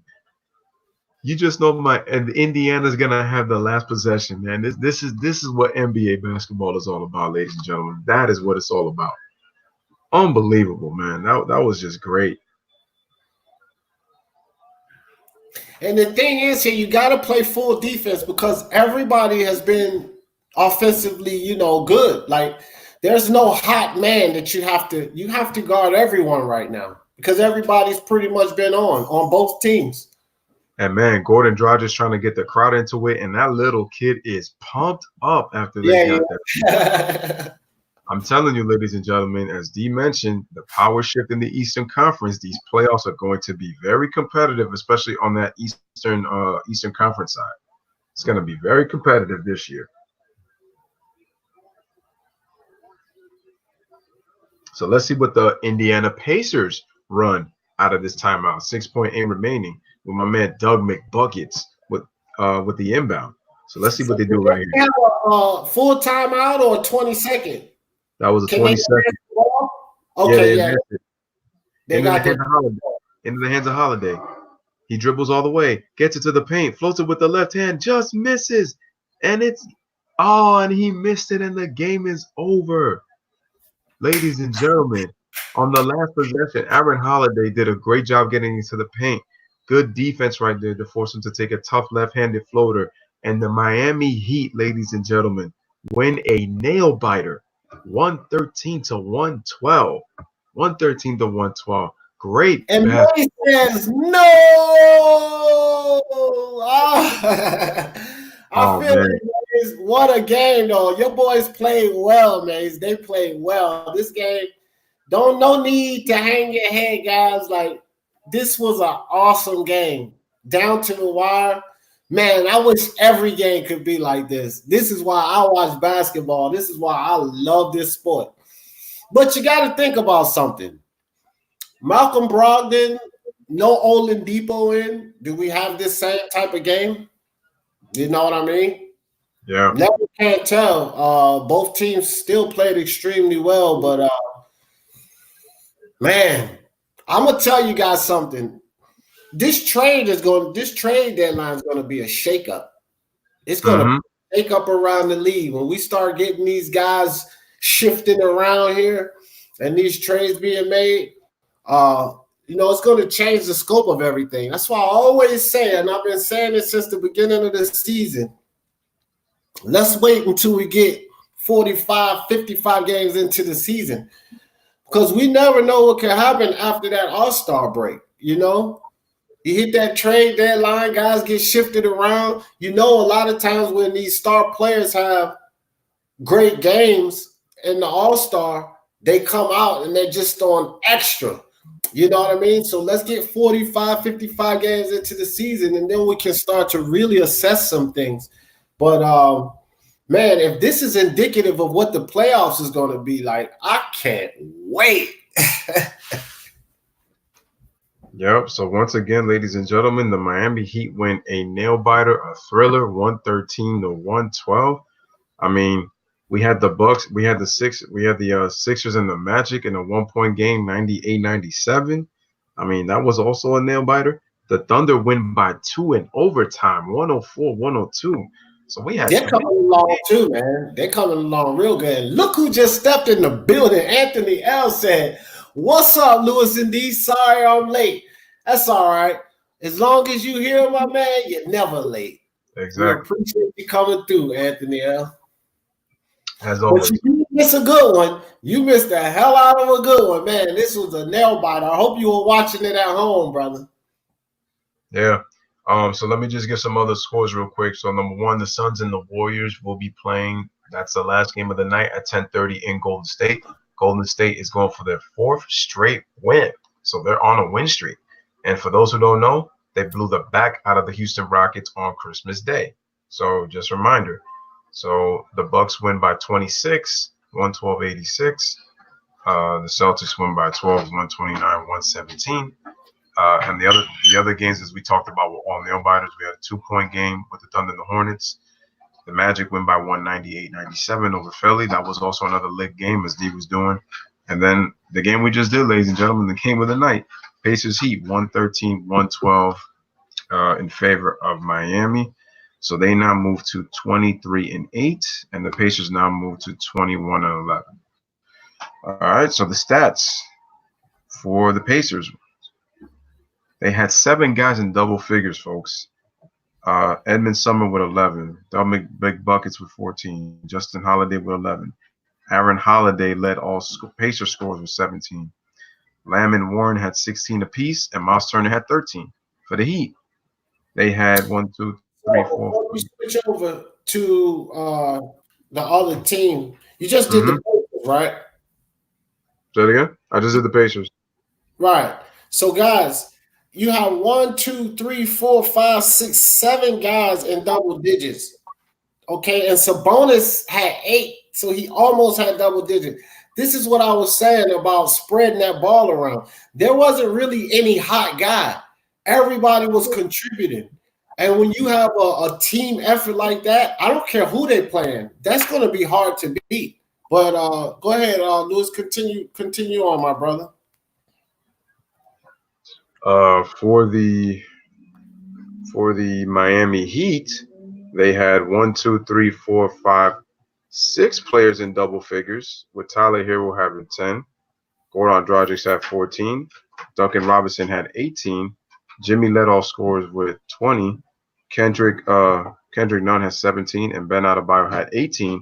And as D was talking about with Sabonis having 8, Derrick Jones Jr. came 3 points away from being the 7th guy in double figures with 7.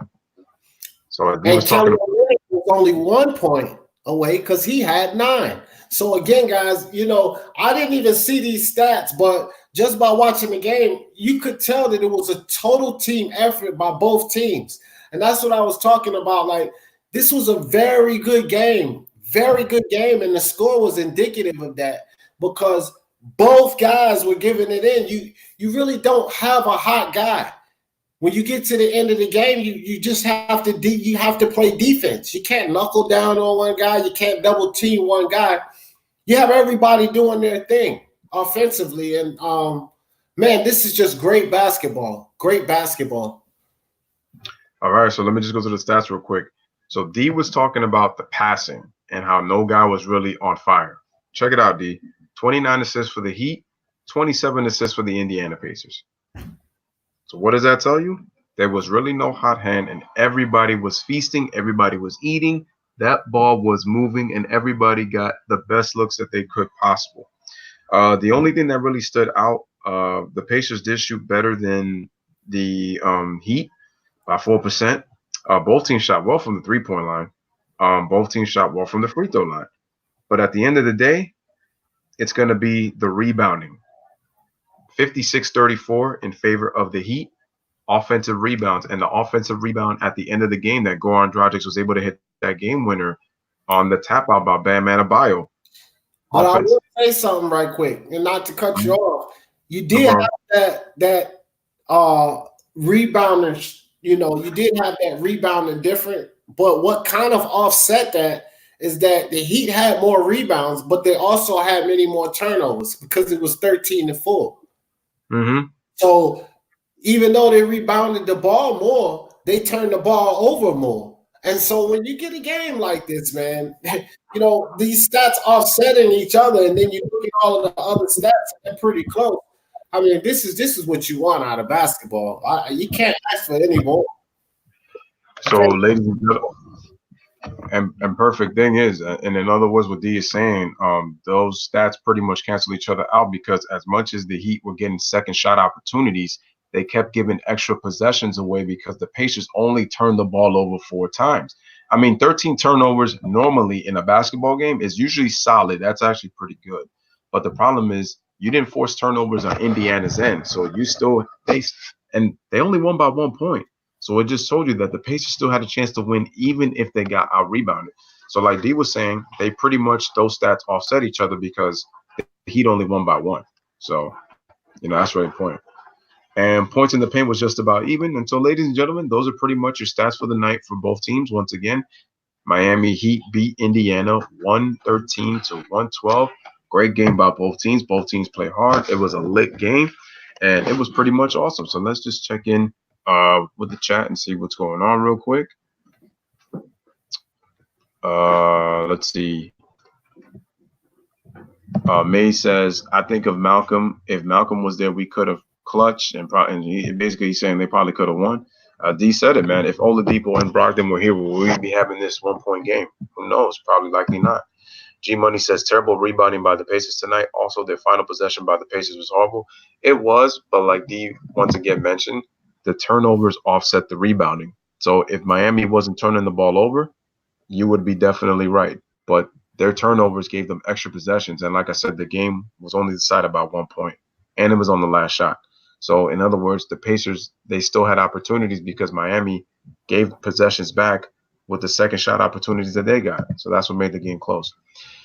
G Money says, go ahead. Real quick, and I know that we talk about Malcolm Brogdon and Victor Oladipo, and I won't say that these two guys are as good as Brogdon and Victor Oladipo, but you got to realize too that Justin Winslow and Dion Waiters were out for the Heat. So, and they're really good players now. Neither of those guys are Oladipo, but Justin Winslow is a really good player in his own right. And then, Dion Waiters can catch fire and he can torch you. So, to be fair, the Heat also had two significant players to their team out as well, guys. So, injuries play a part in all of this. But, man, this was just a great game, man. When the playoffs come around, you see guys step up that maybe didn't do as well as they did during the season. The playoffs is a second season, and you see, these unseen stars come about in the playoffs. And Dion Waiters has proven time and time again that he can be that guy. He will torch you for about 23 points, and you're blinded. Like, where the hell did this Dion Waiters come from? Because if you guys remember, Dion Waiters at one point was supposed to be one of the stars of this league. And every now and then, he will get that glimpse of that inside of him. Justin Winslow, to me, is just a solid player. He's really good. So, oh, yeah, definitely agree with that. So we're going to continue to go into this. G Money says Goran was clutch down the stretch. Yes, he was. And I told you that offensive rebound by Bam Adebayo on the tap out was key. And Goran had a lot of space to get into the paint. He didn't settle for any threes or the jump shot. He got right into the middle, and he was able to float it up on a very good shot that he knocks down consistently and, ends up hitting the game winner. So good recognition by Dragic, because a lot of guys in that situation, usually with that kind of space, a lot of times would take a three-pointer if they're wide open. But he thought, let me get a more high percentage shot and go into the lane and get that floater. So nice job by him. Real quick, Brett Wilson says, actually, he repeated something I just said. He said, Winslow and Waiters are not Oladipo and Brogdon. So thanks for repeating me, because I did say that. But then he also says, stop trying to hype up the Heat. Not trying to hype them up, bro. Just kind of being realistic about basketball. So if, just to reiterate for you, Brett, I said sometimes players like that can take off. You understand? And we've seen Dion Waiters do this before. But also, when you look at individual talent, you have to remember what players mean to a team. Sometimes they're more important to the team chemistry than an individual talent would be, you understand, of just coming back in. And these individual talents like the Oladipos and the Malcolm Brogdons, when you're off the court, you got to work off a little rust. You understand what I'm saying? So this thing can go either way, but at no means, and I actually said this, that those guys are not a Oladipo and a Brogdon. So I agree with you there. And, buddy, I'm a Knicks fan, so I have no horse in this race. And I'm definitely not trying to hype up the Heat, bro. What we do here, Brett Wilson, is we're honest about sports. Sports first, athletes second. So no cigar on that, Brett. No hype. All right. So Clay Pro says, hey, y'all, remember when Jimmy Butler was deciding what team he was going to? He tried to make a LeBron James documentary. I remember that. I remember that. Shout out to Clay Pro for that one. That was funny. I remember he tried to make this whole documentary about this team that he was deciding. I'm like, are we having another decision with Jimmy Butler? Hope this don't come on ESPN, or should I say ESPN? Shout out to Clay Pro. May says, stream Golden State. Unfortunately, I would do that, but it's like the thing is, with Mays, we usually pick one game a week. And the thing is, we don't usually try to double stream. Sometimes if it's two good games, then we'll try to do that. But we usually don't stream 2 in a row. We usually pick a game that we know that fans are going to be invested in seeing, and what we feel is going to be a good matchup. So I would normally, and the thing is, I haven't really been streaming Golden State games just because they've been bad this season. But I might consider doing a Golden State game just for the fact that they've actually been playing a lot better as of late. So they've won 4 of their last 5, and they are on a 3-game win streak. So they're trying to win their 5th game in 6 games, and they're trying to win their 4 straight games. So, I think that they would be worth consideration of doing a game for. So once again, shout out to my man Maze. Anthony L says, "I'm out here grinding, getting this dough." Facts, man. Get that dough, man. Appreciate you. Clay Pro says he decided to take his talents to South Beach, but nobody watched it. That's because he ain't LeBron. He ain't LeBron. Remember, LeBron got it. Everything LeBron does got to be with attention, bro. Everything got to be with attention. That's why nobody watched it. Shout out to Clay Pro. G Money says, Suns are on a 7-game losing streak, and in my opinion, they should beat the Warriors. I know Golden State is winning right now, but you do need to understand that they are 8-24 instead of the worst team in the West. It doesn't matter, man. They still have a chance to win the game and win their 4th straight. Even if they're the worst team in the league, they have a chance to win a 4th straight. So, and what can you do? This is what they're doing right now. We don't know. It looks like they're purposely tanking, but right now they're playing very hard. Damian Lee played well last game. Eric Pascal is coming back tonight after being out injured. Draymond Green has actually been doing a good job as of late with his leadership with these young guys. And these young guys are playing hard. And the way that they defended the Houston Rockets, Steve Kerr had a great game plan. He played a boxing 1, and he knows since Russell can't shoot, have his other players beat him from the outside and Westbrook struggled. So, so even if they're the worst team in the league, and I can understand that, but I'm not saying that they're going to be in the playoffs. But what I'm telling you is that they're playing better. I'm not saying here saying that's a lot of games to make up. But like I said, it's still a long season. Anything can happen. We still got 50 games left. So anything can happen in this league. But the Suns should beat the Warriors. But hey, the Warriors can surprise me. Clay Pro says, man, really, there is no worst team in the West. Teams are getting destroyed out of nowhere.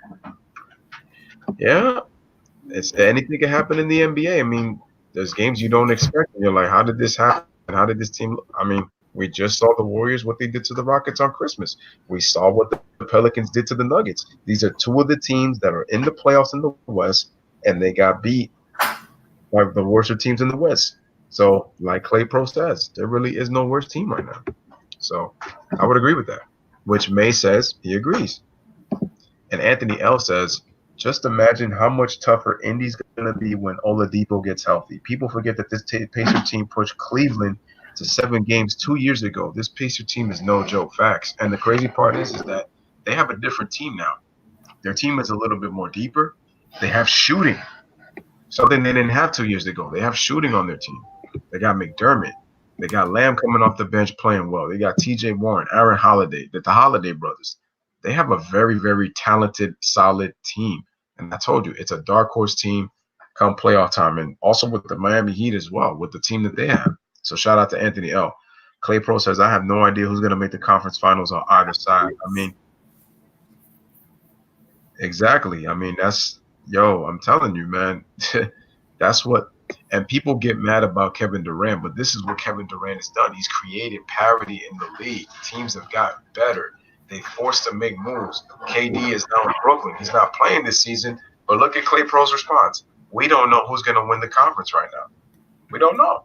Now, I got to pat myself on the back for a few things right here, okay? Mm-hmm. And guys, let me tell you guys something. This is preseason calls. And matter of fact, not preseason calls, before any season, before the preseason, before anybody touched the court.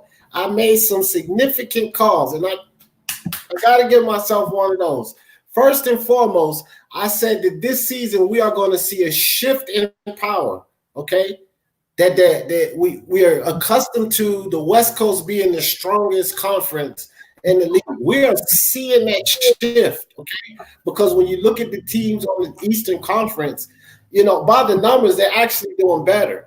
But another thing that I said that was really significant, I said that the sleeper team, and watch out that they could probably take everything, was the Indiana Pacers. I said this way before anybody put one foot on the court. Lewis remembers this. He'll back me up on this. We were over on He Knows the Sports channels, and I said both of these things. And I'm going to tell you something, man. We actually seeing that. Lamb is a starter temporarily. Brett. Temporarily. You know, and as I was going down the comments, you know, a lot of guys were presenting a lot of facts. The thing with Clay Pro, though, I got to go back on here. And this is, he goes right here where he says, I wouldn't be surprised if KD squeezes out a ring in Brooklyn. Here's what I'm going to say about that. And I'm glad you brought this up about Kevin Durant. Number one, Brooklyn has a very talented team, and they do have a squad. The question that I have for that team is, how is Kyrie going to play when he gets back? Because Brooklyn has been doing a very good job of sharing the basketball. Their defense has not been that great as of late. But I wonder what kind of team are they going to look like when Kyrie's going to come back? Is he going to try to be a 6'2" Kobe Bryant? They do miss his scoring, I will say that. So it's not like they're just moving the ball without him better, but they still need Kyrie Irving. But my question is, what Kyrie Irving are we going to see when he comes back from his shoulder injury? And then Kevin Durant. Kevin Durant is coming off an Achilles injury. How is he going to look? Now, we could say, well, his game doesn't really predicate to athleticism, so KD should be fine. We still don't know. We got to see how laterally he moves on the court. How long is it going to take for him to get his timing back? And then we're going to see if this team also – I got to see how this Brooklyn team is going to look defensively. I mean, you also have Caris LeVert. I believe he was out with injured. And also, it's interesting to see for the offseason what's going to happen. I mean, I don't want to, try to be the spoiler alert, but this is why I say that this Lakers season with LeBron James and Anthony Davis is really important, because if Anthony Davis and LeBron don't win the title this season, what is it going to look like in Lakerland? Does Anthony Davis decide to move to another team? And I said, this is why we have to keep an eye on the Brooklyn Nets, because it's possible. I don't want it to happen. But it's like, remember, anything can happen in the NBA, and the power free agency, this whole player power, player empowerment, that we have. What if Anthony Davis goes to Brooklyn?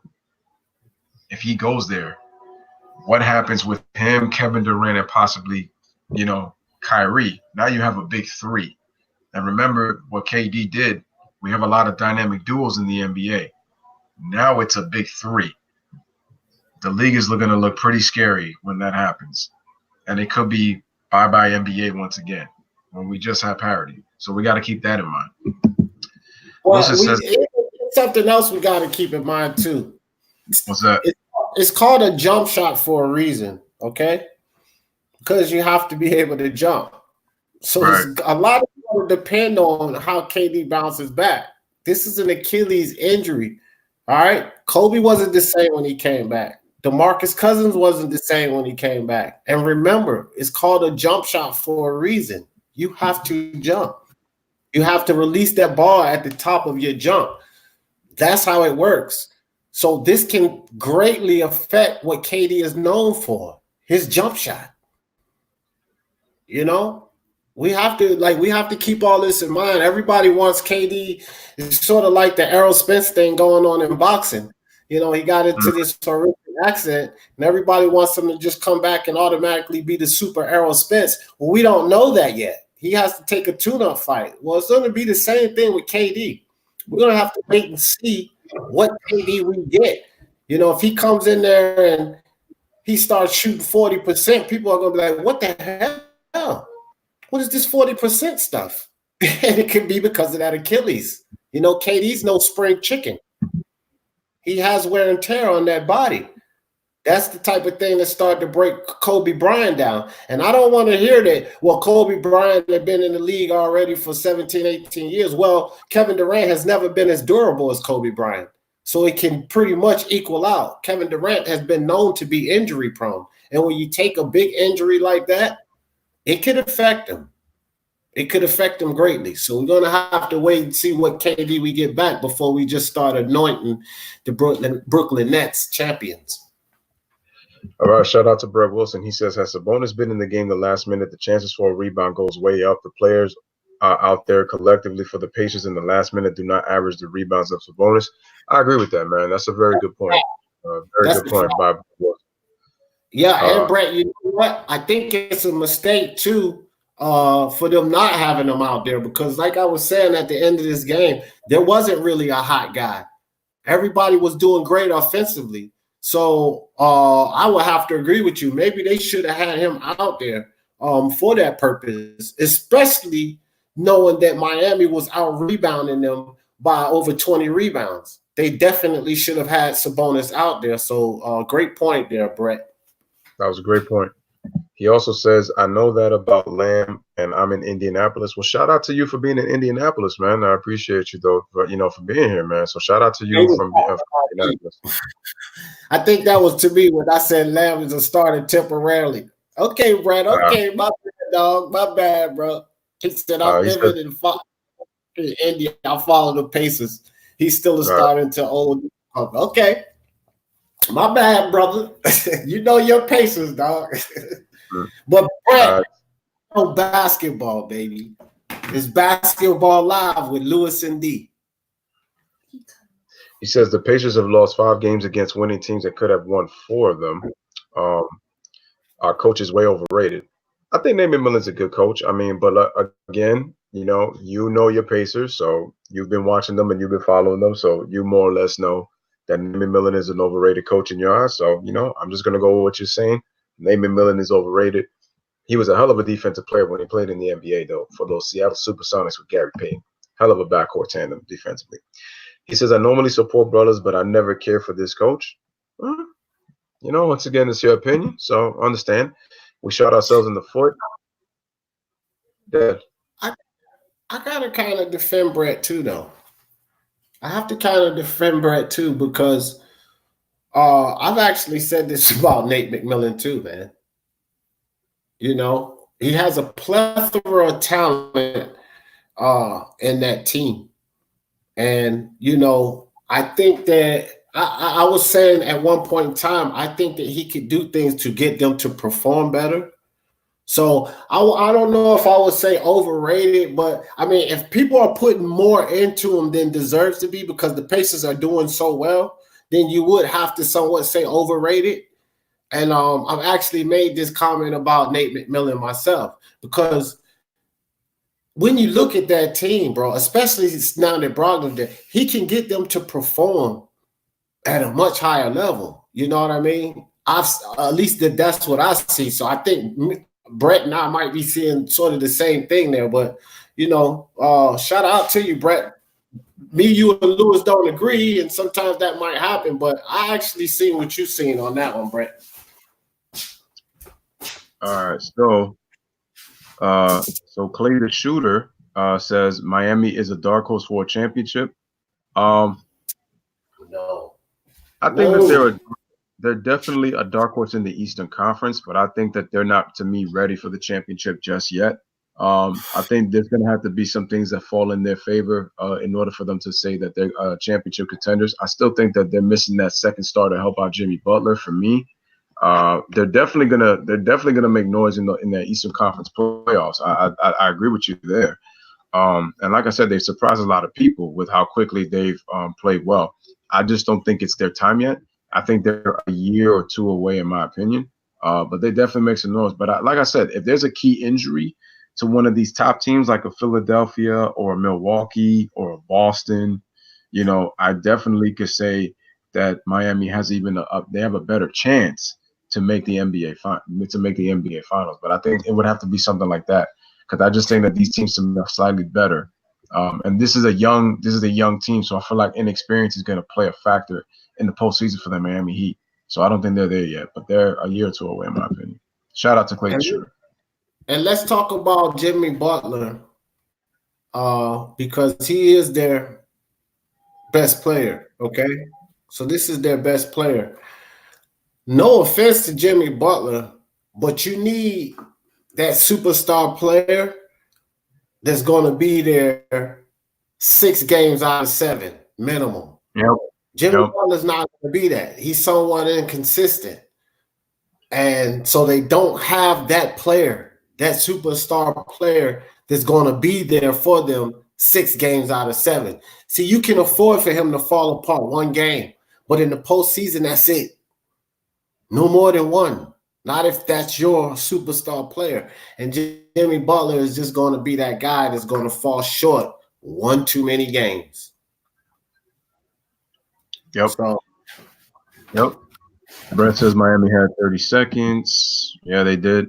Brett, I'm in Indiana. Indiana gang. Shout out to Mays once again. For those who don't know, there are many blacks in Indy. Yeah, that I know for sure. Yeah, I know there's a lot of black in Indiana people in Indiana. I know that.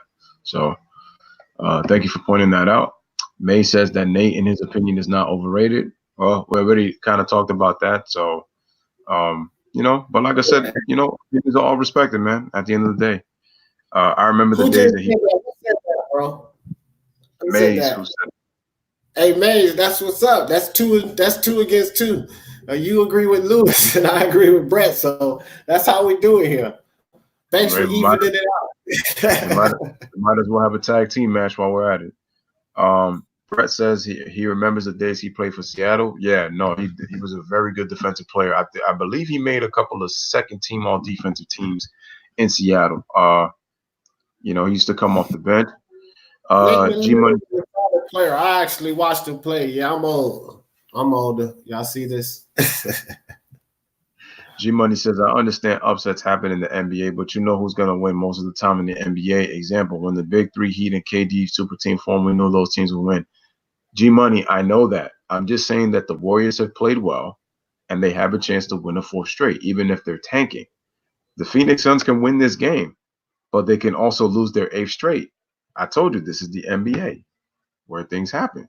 So the Warriors are playing better. I'm not saying they're going to win this game. I said they have a chance, just like the Suns have a chance to win. And I actually picked the Phoenix Suns to win this game. So that's most likely going to happen. Shout out to G Money. May says he is a good coach. He's hoping young players get better. He's a smart coach and he was a great player. Yeah. I told you. Me and Mays are more along those lines. Brett and D are along those lines. We're about to have a tag team match right now. So it's me and Mays. No, Brett said you are correct about that part. He does get mileage out of the young players. It's just 2 compliments down. So yeah. It's arguments for him, but it's arguments against him too. So it is what it is.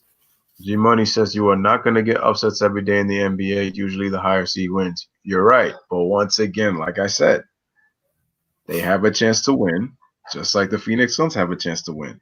Let's say the Warriors play really well and surprise the Suns. That'd be their 4th straight win. Yeah, and G Money, think about this, G Money. Golden State Warriors, Dallas Mavericks. And I don't even have to say the year, Gideon, because you was on there with us. Golden State Warriors and Dallas Mavericks. And I'm not talking about Klay Thompson. I'm talking about Baron and Jack. So take it on back. Remember that? 8 takes down 1. So some series you can get that thing that happens where, guess what? The best team just takes a dive, bro. Keep in mind, G, that can happen. Yep. And Brett says Miami is 1 star player away from being dominant. I say they get the superstar that they need, and Jimmy Butler can complement that superstar, and Miami, they quickly become championship contenders. Because like D said, in the playoffs, you need that superstar that's going to be there 6 out of 7 games. As a matter of fact, you could really say all 7 games, to be honest, if it happens to go there. But you need that superstar in a 7-game series that you know that you're going to get that consistent level of play from that superstar. Brett says if they do not get that star player, Miami will fold in the playoffs early. Well, that's what I'm saying. And that's why I said that I feel like they're not ready, like as of right now, because they need that second star. It's a fact, Brett. That's a fact. May says wise words for a 10-year-old, right? Oh, I didn't know you were 10. Oh, I didn't know you were 10. Oh, okay. Is he 10? Yeah. You keep following. Yeah. You lying, man. You're not 10. Stop it. Yeah, no way he could be 10. sharp kid, bro. You are a sharp kid, really. Very sharp. Very sharp. Brett says true. There are arguments against him by far. And G Money says, I understand some teams have a chance to win, but like I said, it's rare you see an upset in the NBA. Knicks can make the playoffs, but we are not. Nobody said the Knicks are making the playoffs. We're talking about. Gideon, you need to stop that, man. The Knicks ain't gonna make the playoffs. Only way Knicks make the playoff is Jesus come join the team. That's it. Other than that, it ain't happening. All right, my man. Shout out to my man Tomoko in the building who's been releasing videos. He says, I enjoy your streams and reactions. We appreciate you, Tomoko. Appreciate you for coming through, my brother. Appreciate that. Appreciate you. And shout out to Maze again. He says, on my mama. He says, on my mama's grave. Okay, but like I said again, man, you're very. I got this kid on. I do boxing too, Maze. And his name is Justin. Justin Jr. 962. Y'all go subscribe to his channel if you like boxing. He's 12. And the kid knows a lot about boxing. So I believe you, Mace. You just a sharp kid. You know a lot about basketball. You're only 2 years younger than Justin. All right. Shout out to Bird again. He says a little bit off subject. I cringe the way the Euro media treats Luka Doncic already. They are calling him the best in the NBA, calling him a genius. The dude has played in the pro since he was 13. I mean, listen, man. Look, Luka has said that the league for him is a lot easier just because he's watched players in the league since he was a young kid, since he was young, and he's been playing in the pro since he was 13. Right now he's very good, but I'm not going to say he's the best in the NBA, at least not yet. And also the American media is hyping it up too, not just the European media. They're possibly saying he's the best. I mean, but let's face it, I will say this. He's had an MVP season and he's the reigning rookie of the year. And he's got the Mavericks in playoff contention, and nobody predicted the Mavs to be a top seed. Coming into this season, I had the Mavs as one of the lower tier 7 to 8 seed type of teams, but he's got them in the top of the Western Conference, man. So that was unexpected. So I got to give him a lot of credit. But I agree with you, Brett. I cringe when they're saying that he's the best. To me, it's going to take him a couple of years, but he's not there in terms of best player, at least not yet. And he's not even 21 years old yet. So we gotta pump the brakes on that. I agree with you on that. Yeah. G Money says, by the way, the last AFC to beat the 1 seed was 2012. Sixers over Bulls. Yeah, but there was no Derrick Rose on that team. That was when he tore. That was the postseason when he tore the ACL and was out. So that's why that was a lot to happen. You put Derrick Rose in that series, the Sixers ain't upsetting nobody.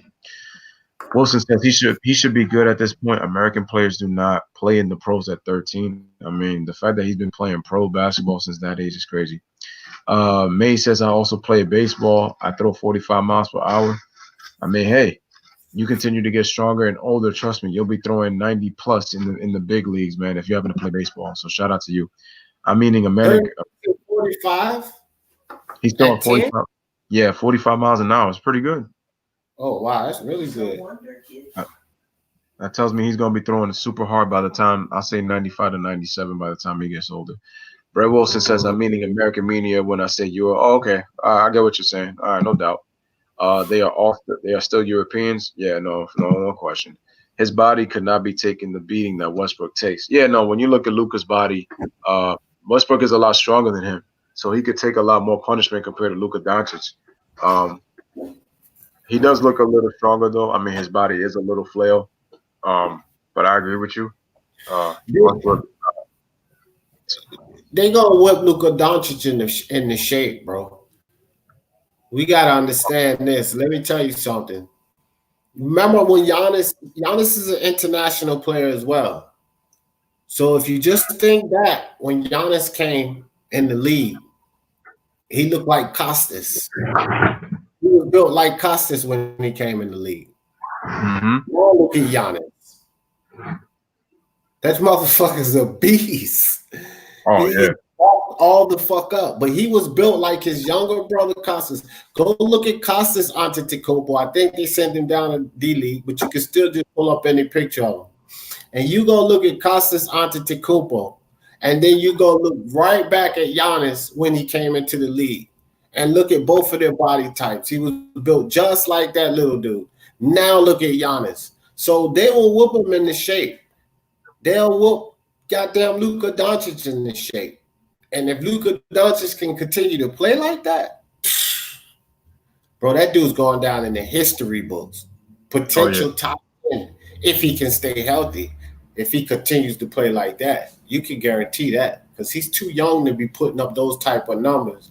If he can stay healthy, build up muscle and play like that and continue to play like that, please, man, that kid will go down in the history books.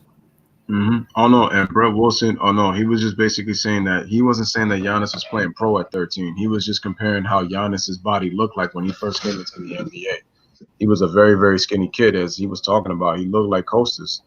And Giannis got into the gym. He got stronger.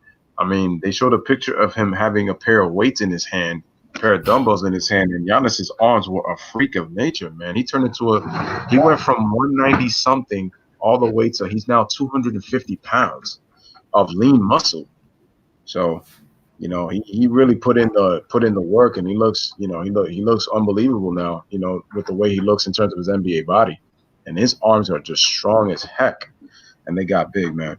And G Money makes a great point. I really think that Greek Freak and Luka are going to be the faces of the league, because if you look at last year's NBA season awards, a lot of international players, they ended up winning a lot of these season awards. Pascal Siakam won Most Improved. Luka won the Rookie of the Year. Giannis won the MVP. And I made this video months ago back in June, and I said this. I said, notice how the international people pretty much took over most of those major awards. And I said that when we enter the 2020s, a lot of these young European players are going to be ending up taking over this league. And it's going to be the Luka Doncic's, it's going to be the Giannis Antetokounmpos, it's going to be the Pascal Siakams. It's going to become that kind of league. And, with the way that we saw the Pacers and the Heat share and move the basketball tonight, I really feel like that the NBA is going to start to become that as well. Kind of back to that, team basketball. Because what we saw tonight, ladies and gentlemen, was two teams playing team basketball. So I think that once we enter into these 2020s coming up, as we end this decade, we're definitely gonna at some point get back to that beautiful basketball that we've known to grow and love. So, it's definitely gonna be that. So I'm a little bit behind you because I was a few weeks back, but I put up the same video talking about the international players. So, I mean, you put yours up before I did, but still, we thought about it. I thought about it, I guess, a little later than you thought about it. But I thought about it, too. I was like, wait a minute, man. These international players, bro. Yeah. LeBron's aging. KD's crippled. Kyrie fucking up. And Zion, he's supposed to be the new young star, and he's hurt. Yep. So real quick before we close out the stream, number one, I want to thank everybody for coming through and staying for the post game stream and just kicking it with us with Lewis and D. Just really quick on these points. Brett says that he doesn't think that Luka is going to stay long enough to play at a high level.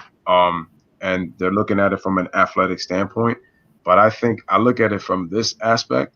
There's guys in the league who weren't as athletic and were able to play many years in the NBA. It's how you treat your body, and it depends on how you play. If your game depends on athleticism and you happen to get injured a lot, you're not going to last long in this league. And the thing is, injuries can happen to anybody. So with Luka, we will have to see. He's a very crafty player. He's a very skilled player. And I think with his skills, I mean, look, he's already shooting 48% in his second year compared to, 42%, I think, his rookie year? Or was it 44? Something like that. But he was shooting even much better than LeBron James, who's an athletic freak of nature, who's been able to stay in the game for a long time with his athletic prowess. Luka's not like that, and he shot the ball better, in his second year. But I think his skills, and as he develops his IQ, I think he definitely will We'll have to wait and see. Because injuries can happen at any time. If he can stay away from the injury bug, Luka will last a long time, especially with his skill set. I think his skills can go a long way. And you don't have to be the biggest. You don't have to be the fastest. You don't have to be the strongest. It's all about IQ. 90% of the game is mental. So I think as long as he keeps his mental prowess, develops his skills and his IQ, he can last a long time in this league. He can. Bro, he is completely ambidextrous with the dribbling.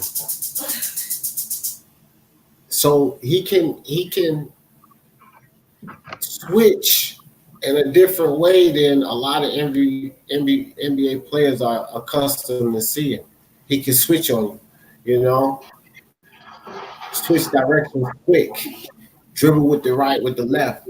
Works better than the crossover because a lot of people can't do that. So Luka Doncic is a special kid. He got a jump shot and all of that already established. Special kid. But all right, man. Probably got to get ready to shut her down.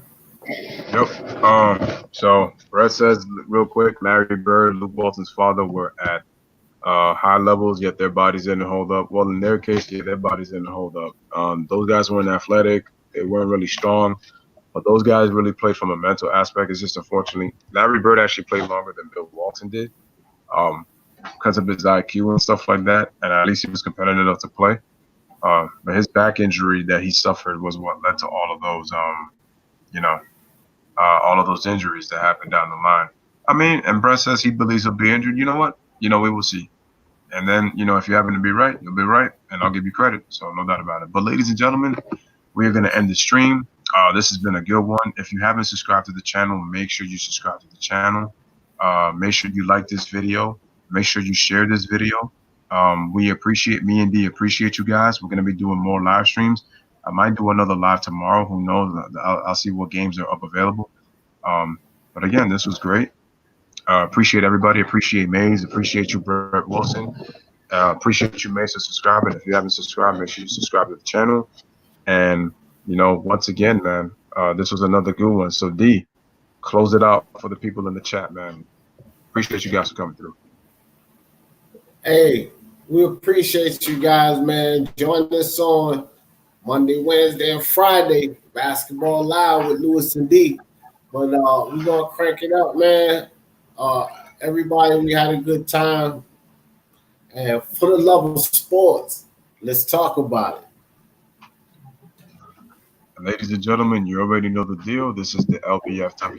Make sure you subscribe to the channel. And like I said, this was another good one. Hopefully, I'm going to see what games are available. But like I said, tomorrow maybe. But anyway, this was another good one. From D. Jefferson to your man Lewis. I got to just say one thing, man. Pound your chest 3 times and say it, man. And the 3 L's in life, you already know. Live, laugh, love. Thank you guys for watching. I truly appreciate you. Have a wonderful night, everybody, and we'll see you back on the next one. Peace. Have a good night, everybody.